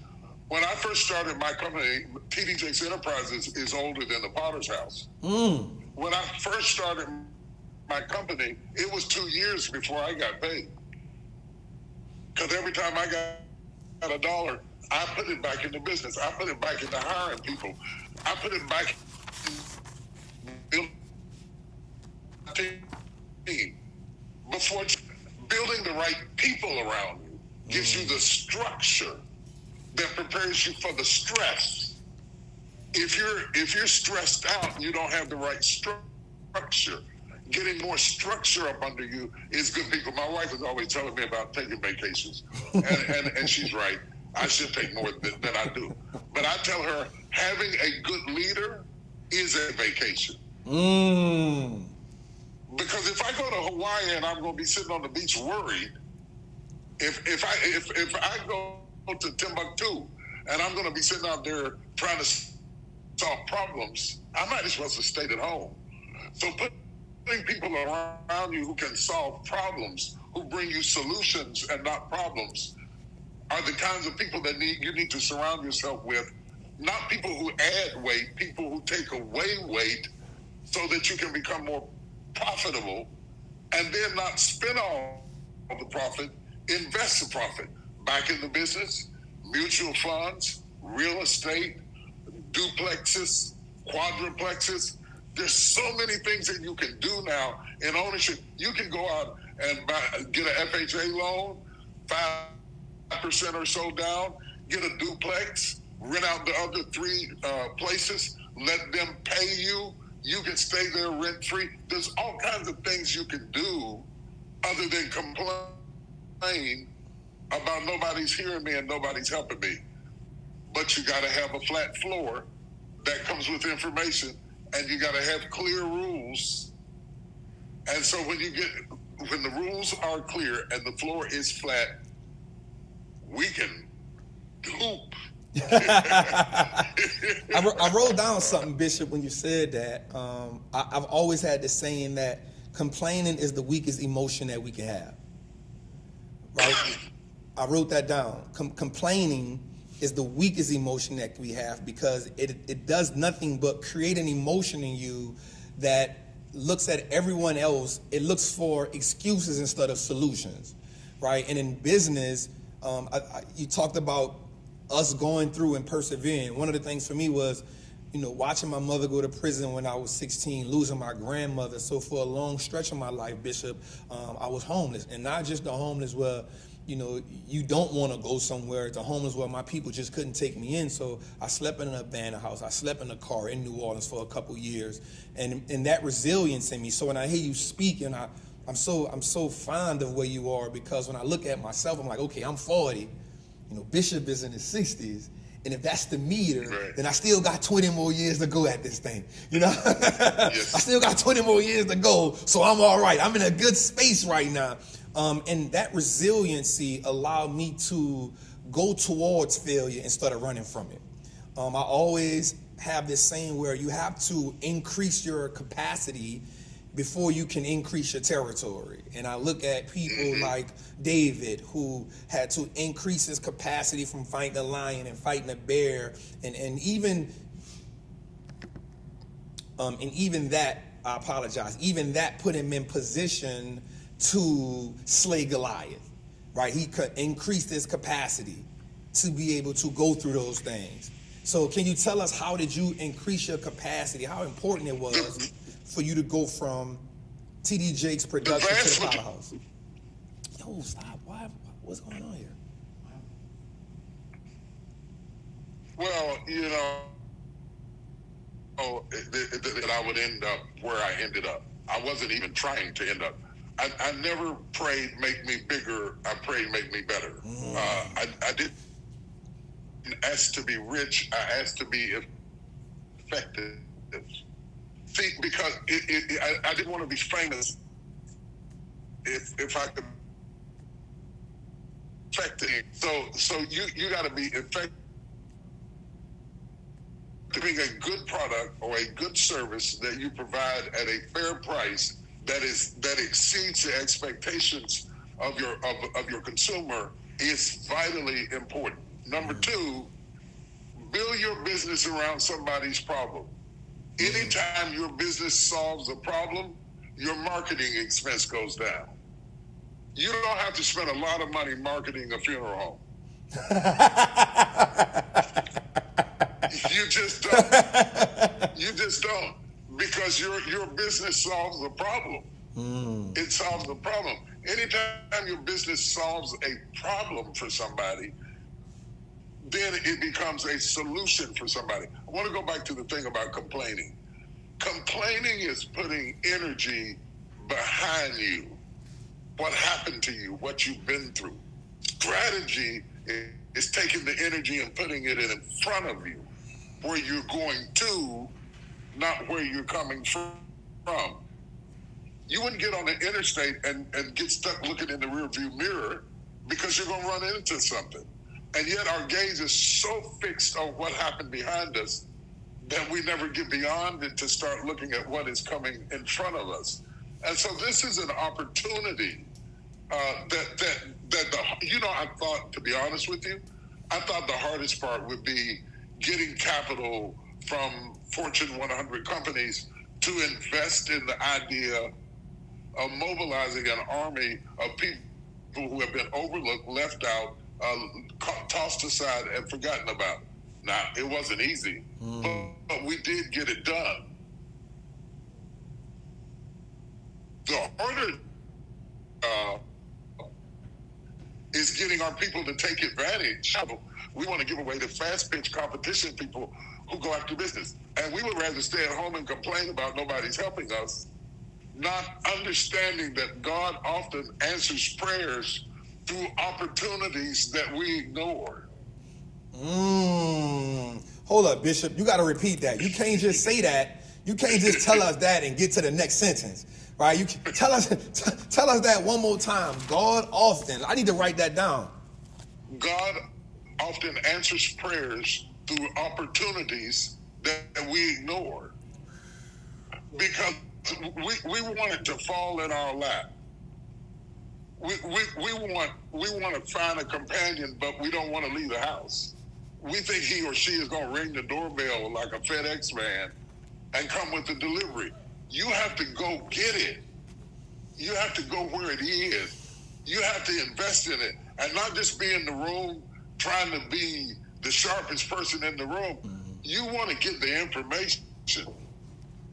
I don't care if you got on a jogging suit or raggedy jeans. You want to get the information because it's not what's on you. It's not what we leave on you. It's what we put in you that makes you able to succeed and to become successful. Whatever you call success. I'm not here to tell you what success is for you. What is successful to one person may not be successful to another. But, excuse me. But as you target certain goals that you say is success, it may be college, it may be a yacht. I don't know. It's your business. Success is in place. It's like having a second floor on your house, but they forgot to build a staircase. It's there, but you can't get to it. That's why it says the steps of a good man are ordered by the Lord. There are steps. There are steps, irrespective of the tone or even the age. Because I want to tell you also that most of the billionaires in this country became billionaires after 50.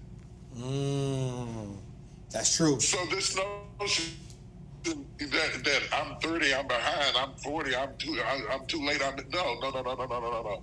The older you get, the better it gets. If you make good choices and you make good decisions, you become more fruitful because you become less distracted. So what we're trying to do at Good Soil is to get our people to focus. And the reason I think it's important, and I want to say this, I have to say Come on, this. give it to us, Bishop. Artificial intelligence is going to give us cures. It's going to give us better surgeries. It's going to give us Uber. It's going to give us fast food. It's going to give us a whole lot of things. But it's also going to take away 70 million jobs over the next 5, which is almost a third of them. That is, if we don't recycle them and retrain them for the 80 million jobs that it's going to create, then we're going to be in trouble. So if jobs are the language that we speak, and lose 70 people or develop or do artificial intelligence, that means we're going to drop below the poverty line again, below the poverty line. And so we have a fierce urgency, We've only got a few years to get this together. We can't spend it pulling each other down. We can't spend it procrastinating. God knows we can't spend it complaining. We got to prep ourselves for what's next. And you talk a lot about the stock market, investing in the stock market, and the benefits of investing in the stock market.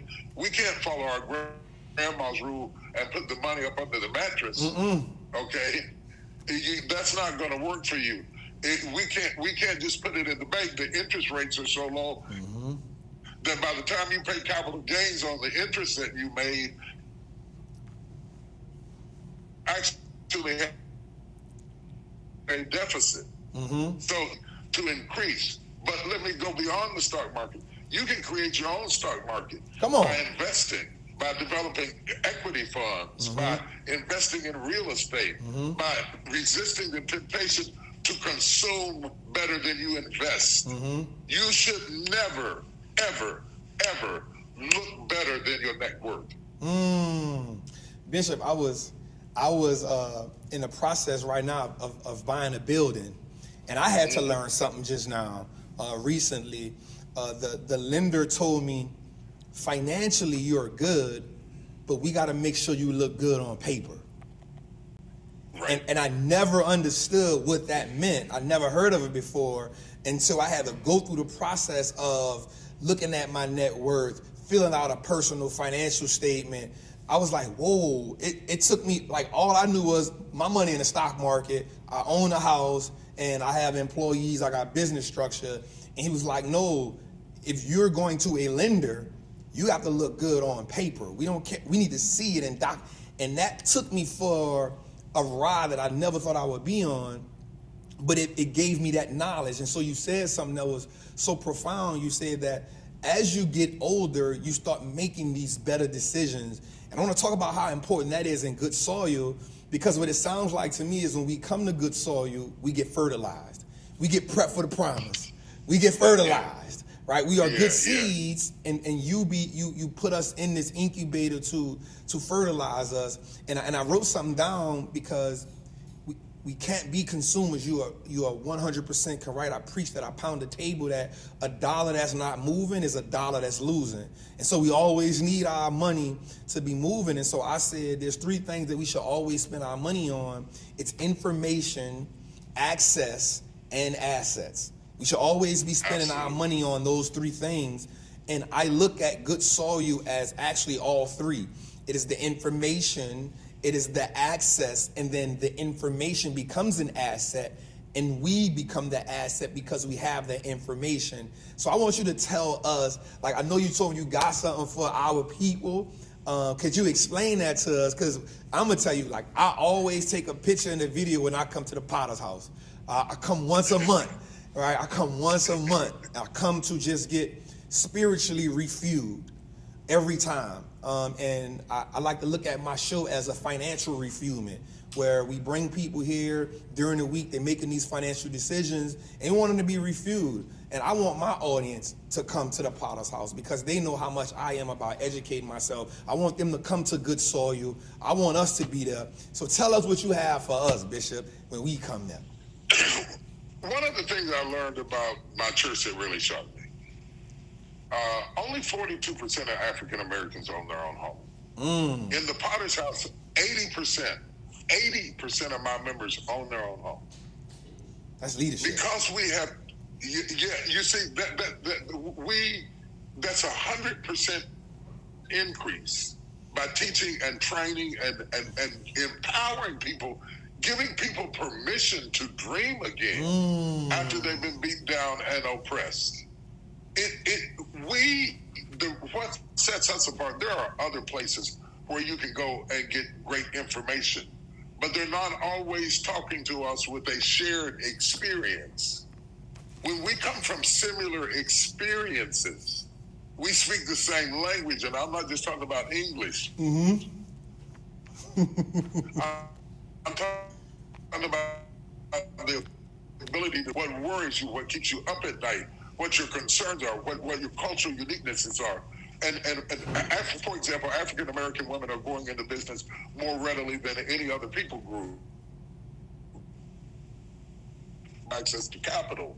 So we're trying to solve that problem by giving you access to capital, not only through the fast pitch, but putting you in a room where you can sit down with people and get coaching, get mentoring, get access to capital, look good on paper, as you talk about, is very important, so that your portfolio, you as a portfolio, becomes stronger and stronger and stronger.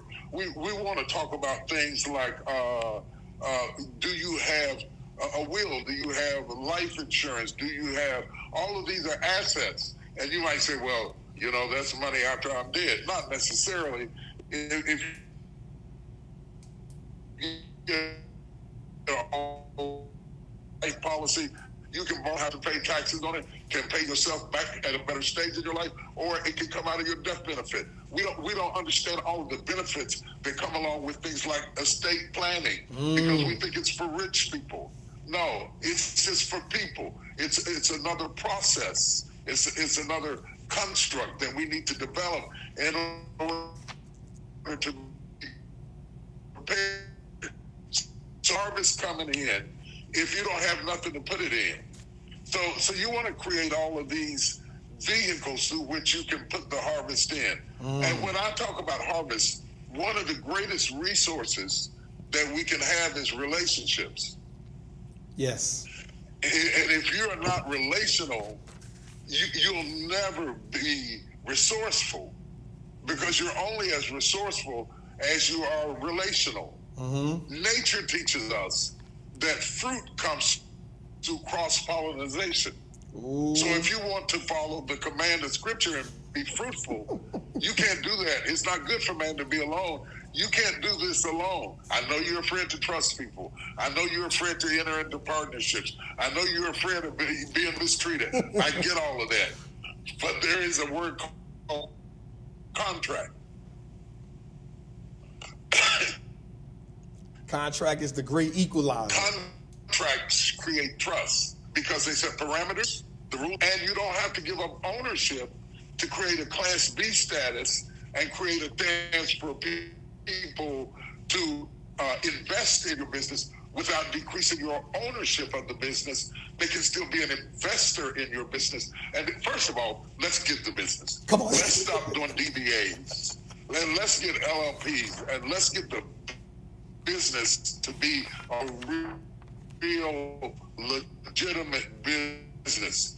Let's business on its feet. Let's set up an S corporation or a C corporation and determine which one is going to be best for you.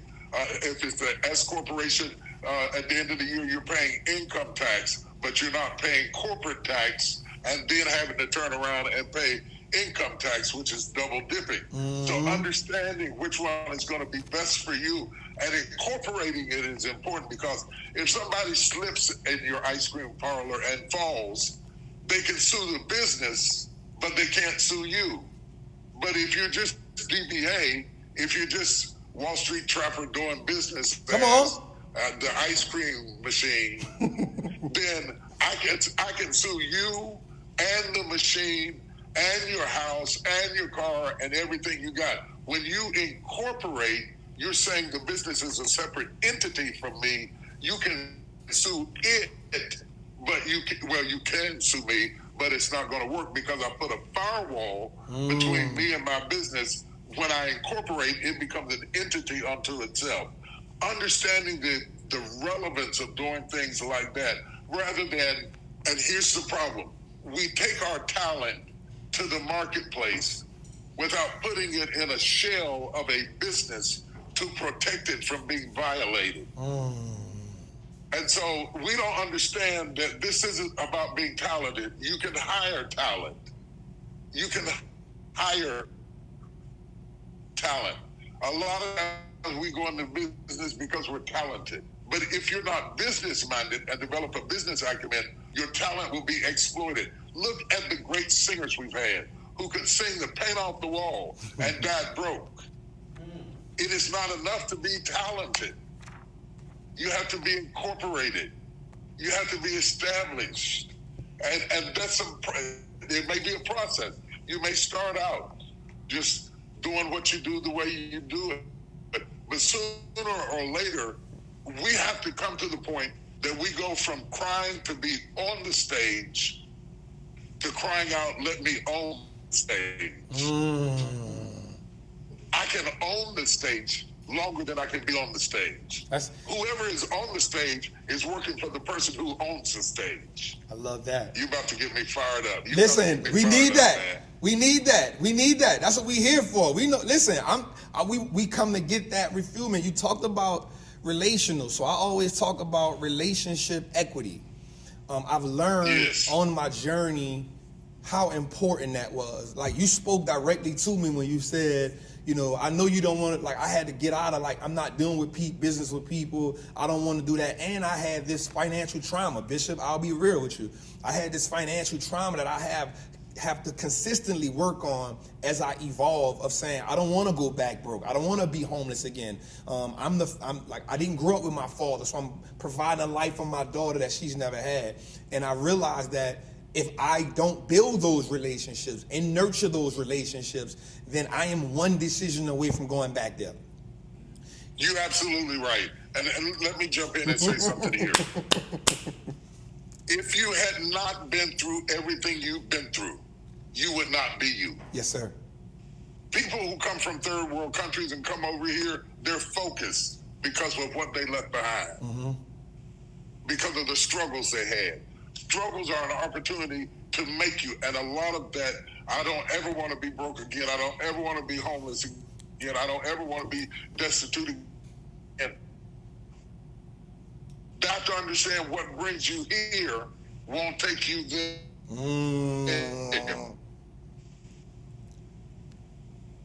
Okay. So at some of the directors that brought you here and get a new mindset that opens up to the possibility that we are better together than we are apart. When we get together,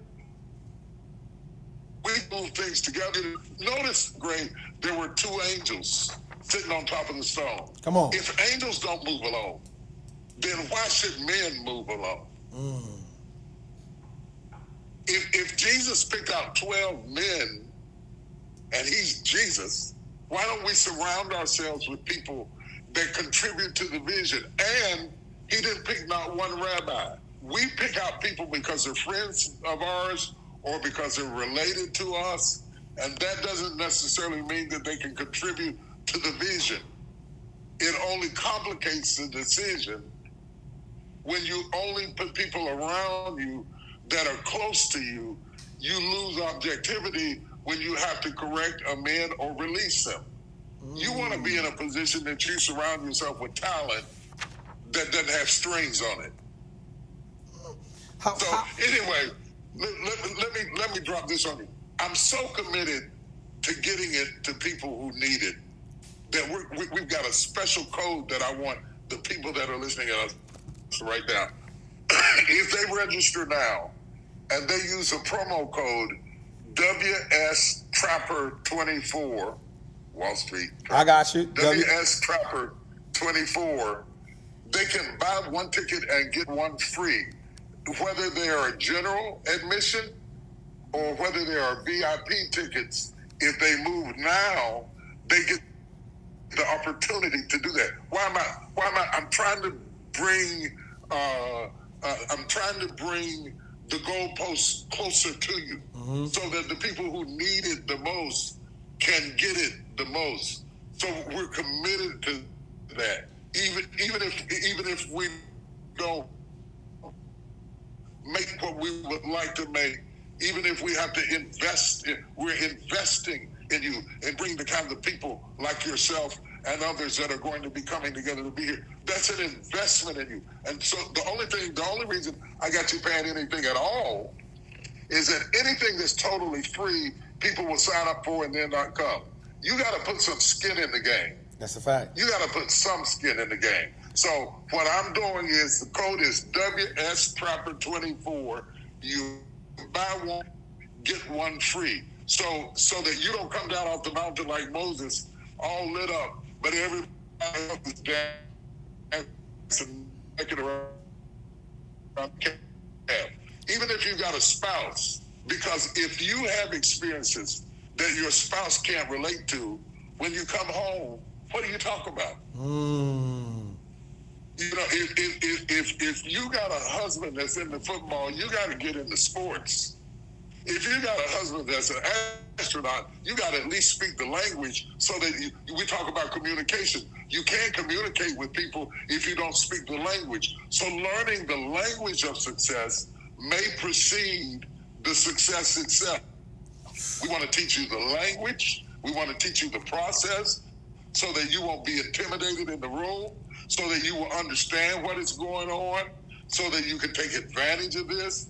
And I want you to bring somebody with you who's serious, not who's cute. Who's serious. See, we always bring somebody who's cute for company. You want to bring somebody with you who's serious, somebody who's going to be taking notes, somebody who's going to be in one session while you're in the other, somebody who's going to be looking at the financial prospectus while somebody else is learning about marketing. We want to put you in an atmosphere so that when you do sit down to talk, you cross cross-pollinate. Let me tell you how we're going to market it. I got a plan. And you can market today like never before. Look at us talking right now. We didn't have these tools when I came along that you could go live on Instagram and talk to somebody that's miles and miles away. We didn't have the ability to sell to Shark Tank, and they put you on Instagram, and now they're selling shirts and started out on Shark Tank. The possibilities are endless if we stop. We spend so much time scrolling for foolishness that we're not following people who feed us. We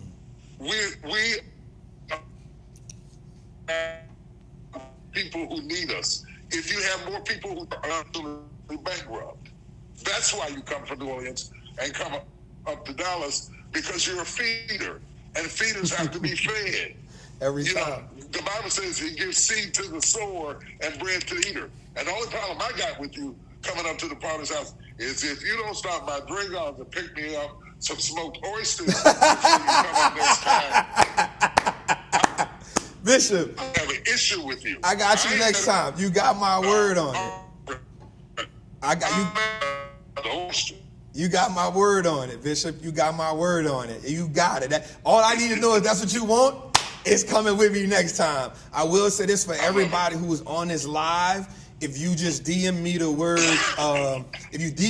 good soil, I will make sure I get that link to you to use that code. And if you're on my YouTube right now, Jose, let's drop the link, because we have 2,900 people on my show on YouTube right now live. We're going to drop the link to everybody in my community. Everybody on my community on YouTube, click the link, type in the word. Jose, you're going to drop it in there. Also, we're going to get my people on my team. We're going to drop the link inside of the chat as well. Use code WSTrapper24. Bishop, listen, there is nothing you cannot ask that I will not deliver. I am a student of learning. I am committed to just being better. And every time I come to the Potter's house, I will say that your team finds a way to find me. They find a way to find me, and they be like, we want you. I'm like, whenever when the time is right, I'm gonna meet him. And so I just want to just thank you for just putting this on for us, allowing my community to listen to you as you feed us tonight. Thank you for just being who you are. Thank you for being committed to seeing us grow from the neighborhoods. I know you just got, I want to say $9 million. Am I correct? I want to say the number wrong, for building out some real estate funds, right? Am I correct, from Wells Fargo? Am I right about that? My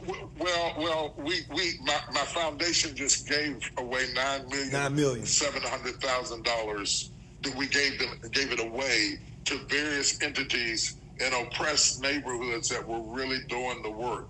There's a SOLA down in South Central LA that's teaching young kids how to code and run computers and do technology in the middle of South Central LA. I was driving down there, I thought I was in a 1990s movie. And right in the middle of all of that is this utopia of intellectualism. In the middle of, we're closing food deserts, we're putting in grocery stores, getting rid of payday loans, building up these mixed income, workforce housing can be the predominant factor of people that have an opportunity at upward mobility. Right now, in most cities, the people who work in our cities, our police officers, our nurses aides, our janitors, who can't afford to live in the city they work in. We got to do something about that. And so we're working on that in a partnership that is rated at $1 billion between Wells Fargo and the various entities that we do business with. And we just gave away almost $10 million. We're going to give away $500,000 in a pool to different people, not one person, but different people as startup capital if they do the fast pitch campaign. If they go to goodsoilforum.com/event, they can find out more about the event, the speakers, the the seating, the whatever they need to find out, the hotels, whatever they need to prepare themselves to be able to really take advantage of this opportunity. But don't nothing against them all. I want you to take advantage of it. We're going to have hangout areas for people that are in tech, hangout areas for people that are in healthcare, hangout areas for people who are in beauty, skin care, hair care, where you can hang out with people who are doing what so that you can learn how. I'm going on about it because I'm excited about it. I'm excited, Bishop. Man, I can hardly take it. I want to ask you a question, Bishop, before we go. I remember a while back, I still listen to Miles Monroe. I still listen to him so much. And I remember one sermon, I don't know if it was Keys to the Kingdom or it was a men's forum, and I saw you in there taking notes. I want to ask you how important, even as you were growing, because I'm a student of being mentored, and I always talk to my audience about get around people who have more knowledge than you, like you said, like we talked about, who've walked through the desert, who's now equipped to walk you through that. How is it on your journey? Because you were bishop, you weren't who you are now, but you were still bishop. How important is that grooming process from someone like that can teach you and help you evolve on a journey? Because I think that mentorship is us not making the unnecessary mistakes that speeds up the journey.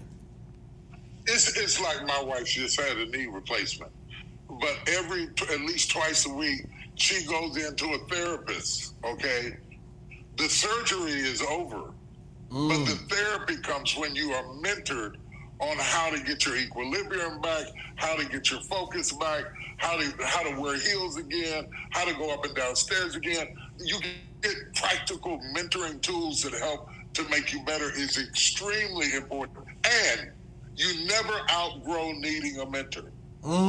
Your therapist has a therapist. Your doctor has a doctor, because every time I can count to 10, every time I count to 10, I'm with a fresh number. But once I get to 10, I got to go back to 1 again. So now I'm at 11. When you get to the next level, you got to be a student again. And the reason I take notes is that the way my brain works, when I write it, I retain it. Are you like that too? Listen, I preach that. Every book I read, I got to write it.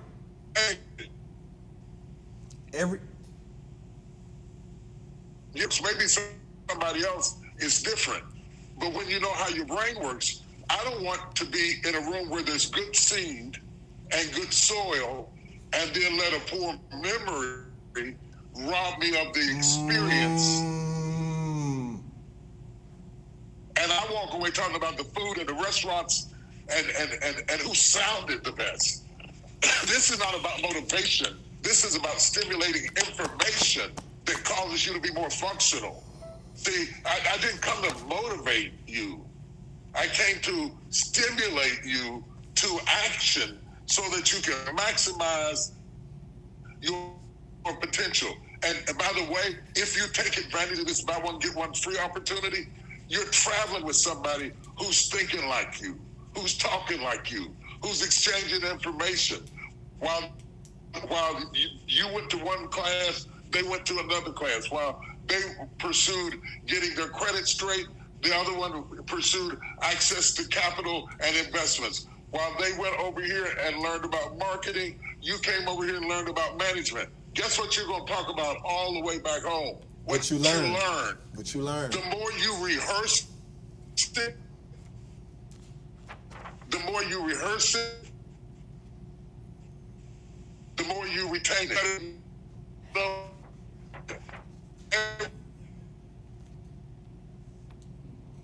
Teacher is a special advanced. You got better answers because so we could go on and on. But the Good Soil Forum is designed for us, by us to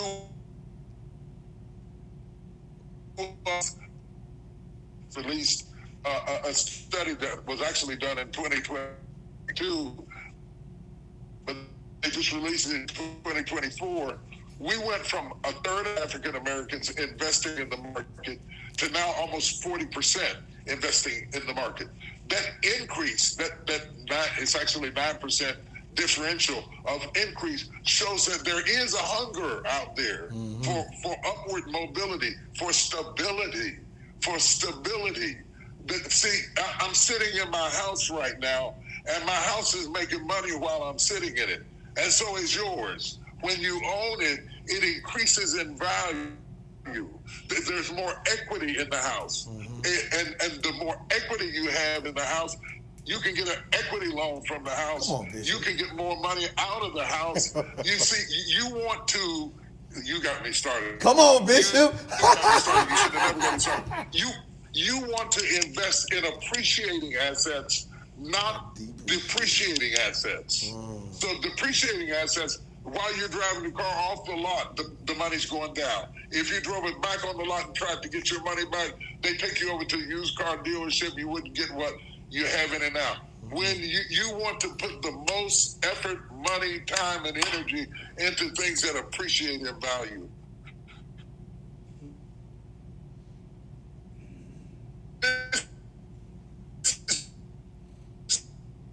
Your appetite as to what it's. We are just throwing crumbs and beyond what tonight. Occasionally, I have to walk down the path in West Virginia to go to school. There was a lady named Miss Crook. She would put out bread in an onion bag for birds. Come on. She didn't call the birds. She just put out the bread. If you put out the bread, the birds will come. And so we're dropping nuggets tonight. Some people will pass over it and say it's irrelevant. Other people will come right to that bread and say, that's exactly what I need to go to the next level. This is the best 2.5 days you will spend all year and may determine how the next 6 months turns out in your life. Well, before we go, Bishop, I just want to thank you. I wrote something down. If you change your focus, you change your future. If you change your focus, yes, you change your future. And I think what we've done tonight, mostly you, because I have been here just learning and absorbing it. I think you've moved the needle, and we can help people change their focus. And the byproduct of that is them changing their future. So, Good Soil, DM me the word Good Soil. Bishop has blessed us with buy one, get one free if you use the code WSTTrapper24. DM me the word Good Soil, or you can come right now, or you can click Bishop's link. For everybody on my YouTube, for the 2,900 people, we are dropping the link. I'm coming, and I definitely, Bishop, can't wait to get there. And so we can be the birds that's eating off the bread that you putting out there for us, Bishop. Thank you for tonight. We appreciate you so much. This was such an honor to me, such an honor for my community, Bishop. And we will be at Good Soil because we will fertilize our futures with you. Thank you, Bishop. Thank you. Thank you for what you do. Let me who you are. Let me understand. You are the same thing that a translator is for the United Nations. You're translating to a nation of people that might not listen at the Bloomberg report, might not watch CNBC to get information, might watch the ticker of the stock market and just see it's gibberish. But when you get through breaking it down to our language and our level, you're a translator at the United Nations that makes it possible for us to communicate around the world with other like-minded people. God bless you for who you are. Thank you for having me. And thank everybody that's listening at us tonight. I hope your time was well spent. Thank you, Bishop. We appreciate you. Good night, man. And we love you, Bishop. Thank you for what you've done for all of us. Thank you. Oh, man. Love you too. Take care. Oh, man. Oh, man. Oh, man.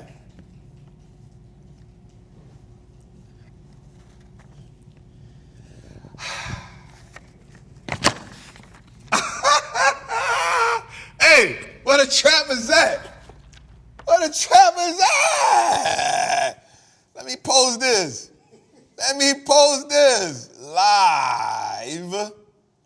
Live.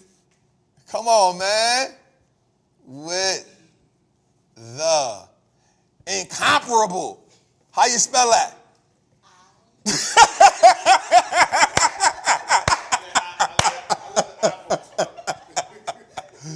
How you spell that, Lashana? I need to spell incomparable.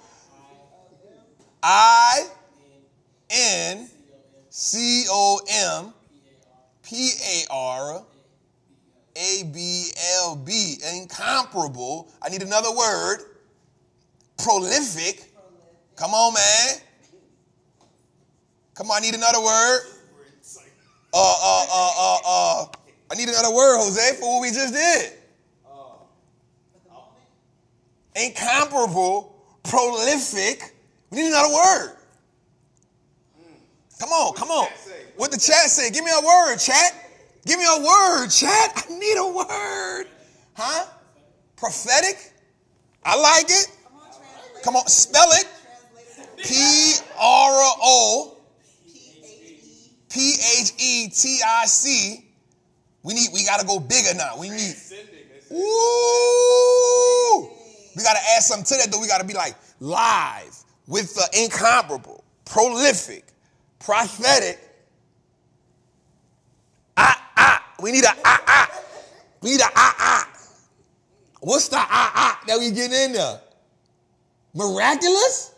Ooh, I like miraculous. I like somebody iconic.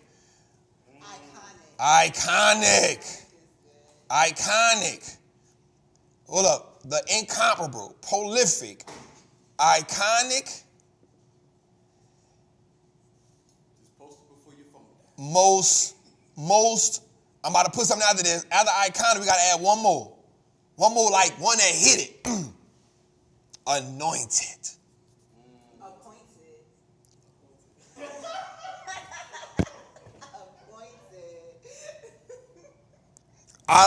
Appointed orators. That's it. I'm going to add that. Yup.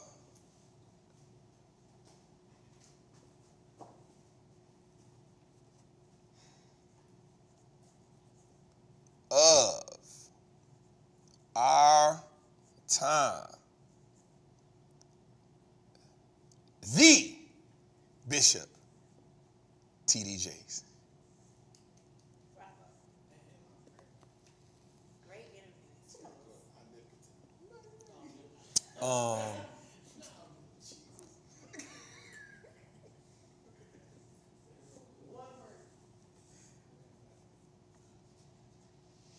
WSTRA. I'm coming, y'all. 24. Use code WS24. WS Trapper 24. And get one ticket free for good soil. Let me put it up there.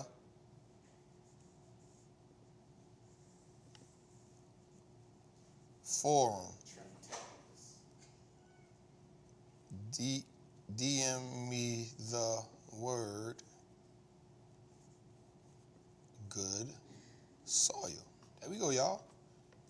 Man, Jose, can we take a second?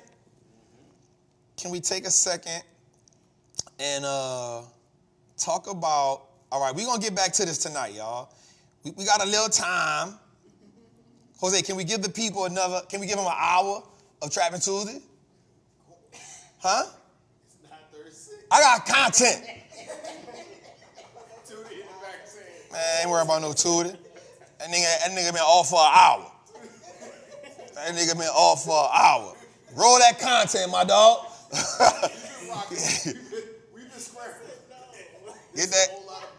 Get that content, my dog. Roll that beautiful bean footage, my dog. Jose, I just got a question, Jose, that I want to talk about for a second. That I want to ask you.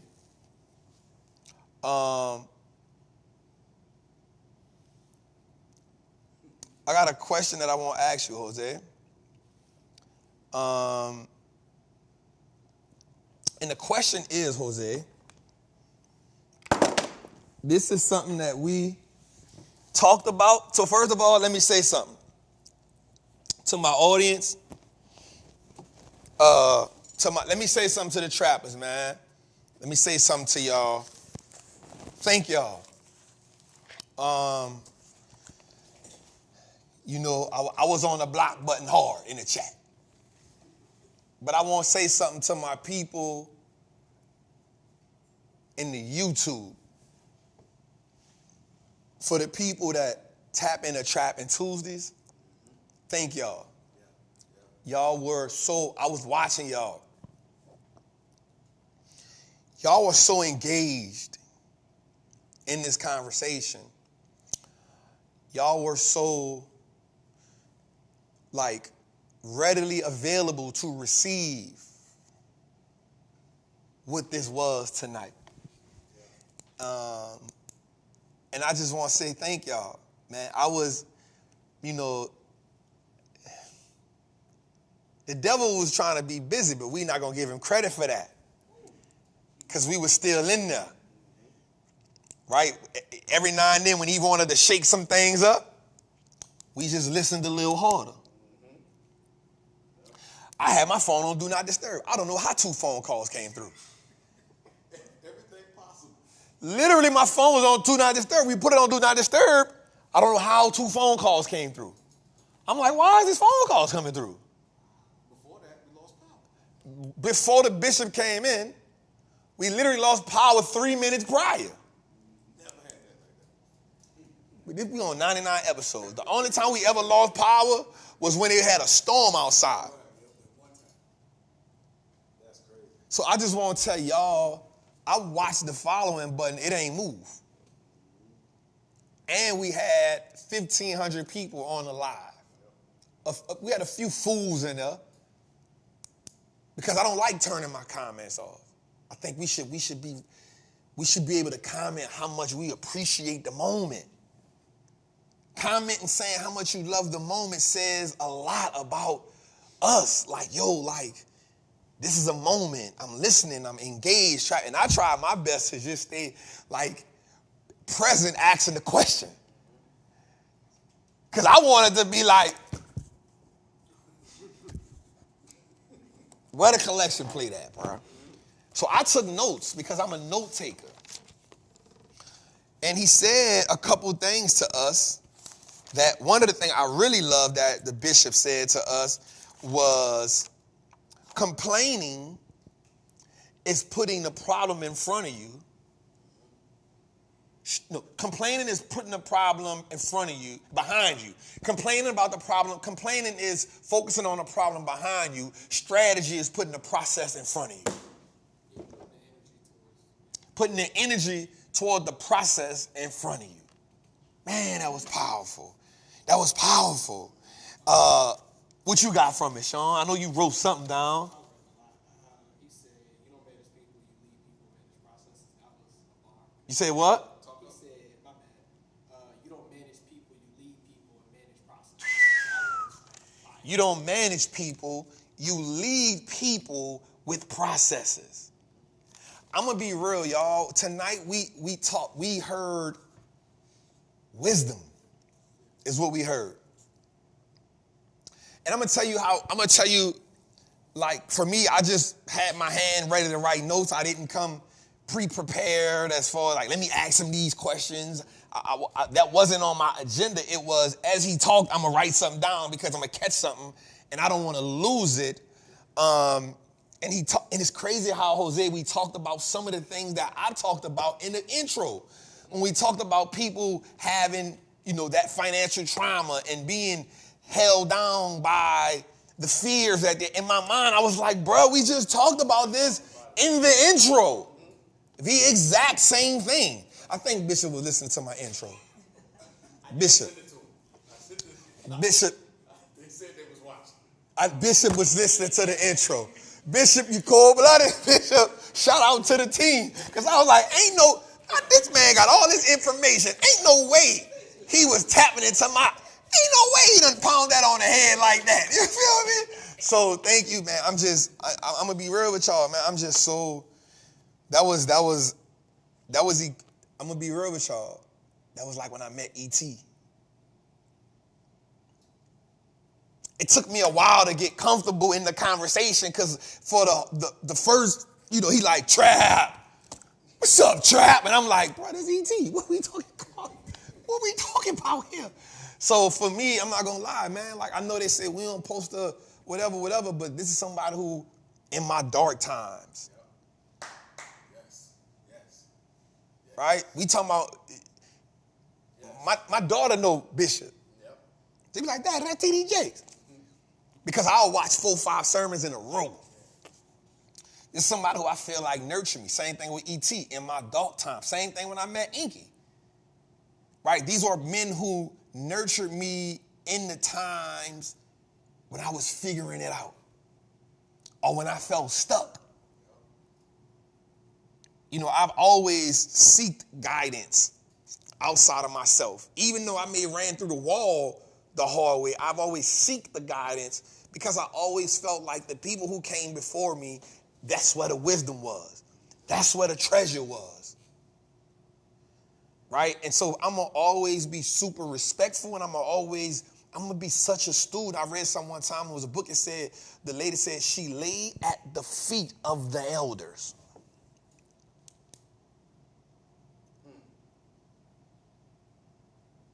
Because they had the jewelry. They had the treasure. And we will 100%, and I'm not saying it's happening no time soon, we'll 100% miss men like that when they're gone. So that was just amazing for me, man. But same thing with E.T. When E.T. hit me today, he was like, boy, you got the bishop on today. And I was like, yo, this is one mentor telling me about, he excited because I got somebody else. And Bishop, I want you to know in my brain, you my mentor. This is my brain, right? You my mentor. You know what I'm saying? So for having one mentor, E.T., excited that I have put to have another. Come on, man. I'm fine. I'm spiritually full right now. I'm spiritually full. I am spiritually full, and if y'all can't see it on me, it's on me. It's on me. All right. So I gotta close out. I gotta close out, man. I want to close out tonight, man. Whatever we didn't get through tonight, I'll bring it back up next week. I want y'all to understand that and somebody else who's with me is Natalie. Natalie, 2 years ago, I said, Nat, man, we're going to get Bishop on the show.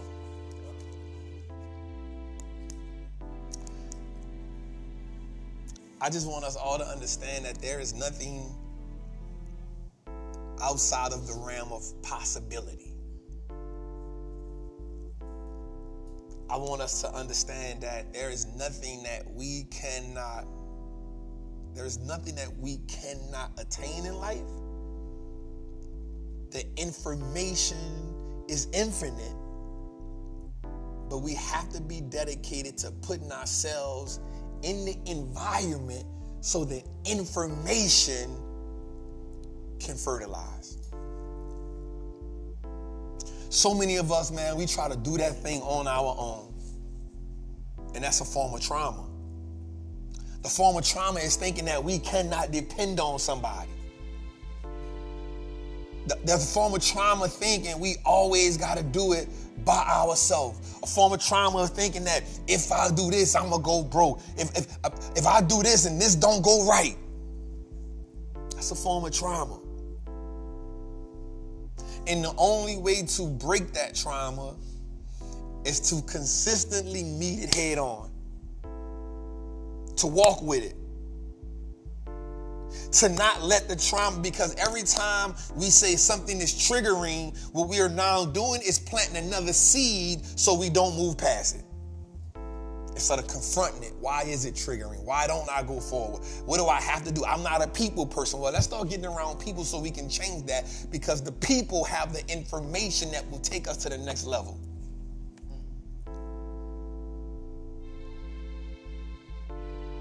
I'm a forever student.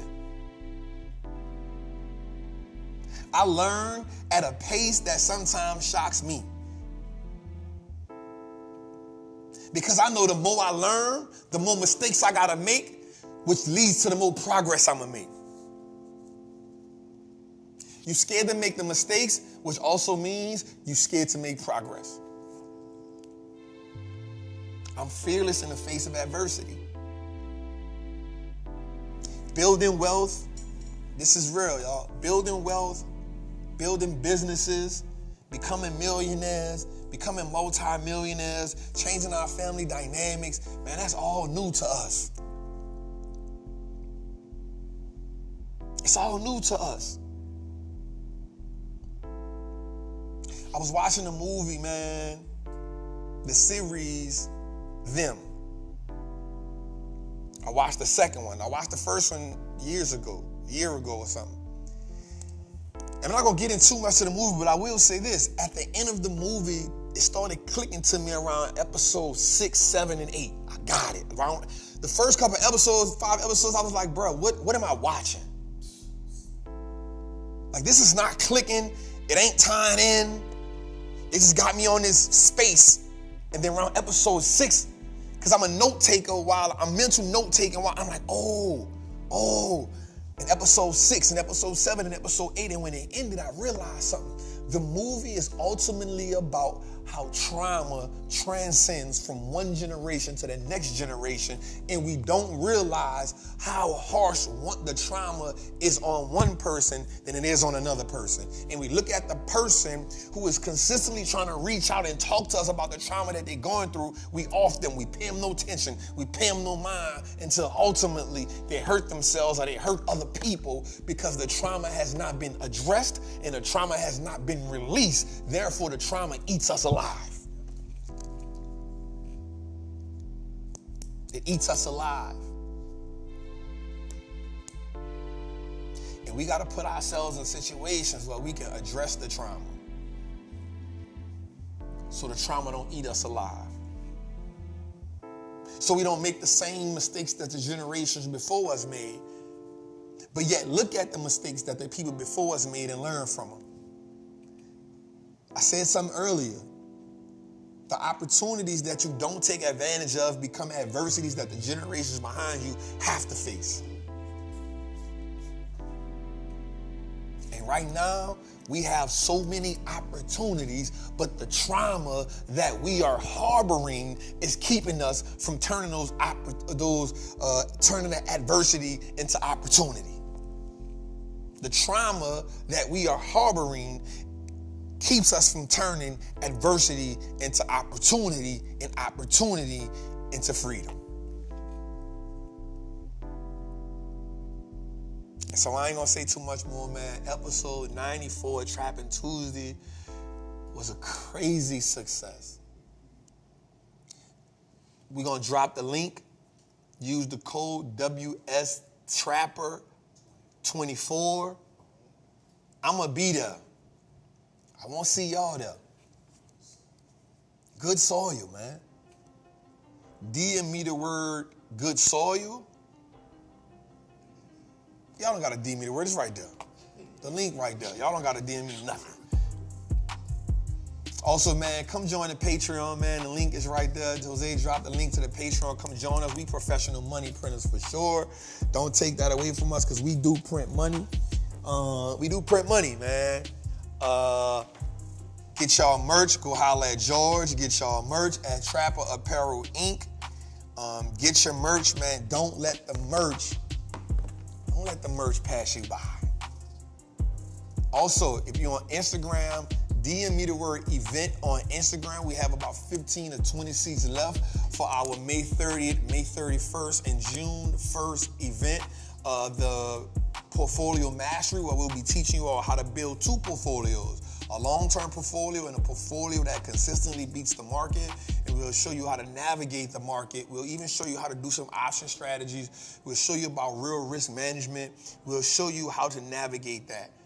Good soil, y'all. Trappin' Tuesdays is good soil, y'all. Trappin' Tuesdays is good soil, man. Make sure you download the episodes. Me and Jose, the team, we put a lot of work on that on Apple, Spotify, Google Play. Go check out the Wallstreet Trappin' YouTube page. I know I'm telling y'all a lot, but listen, y'all gotta hear it. Because watch this. What you listen to, what you read, and the conversations you have, those are the things that shape and mold you. It's your boy, the Wallstreet Trapper. I love y'all. I appreciate y'all. Thank y'all. Have a good night. Come back and listen to this episode again, man. I love y'all, man. Thank y'all.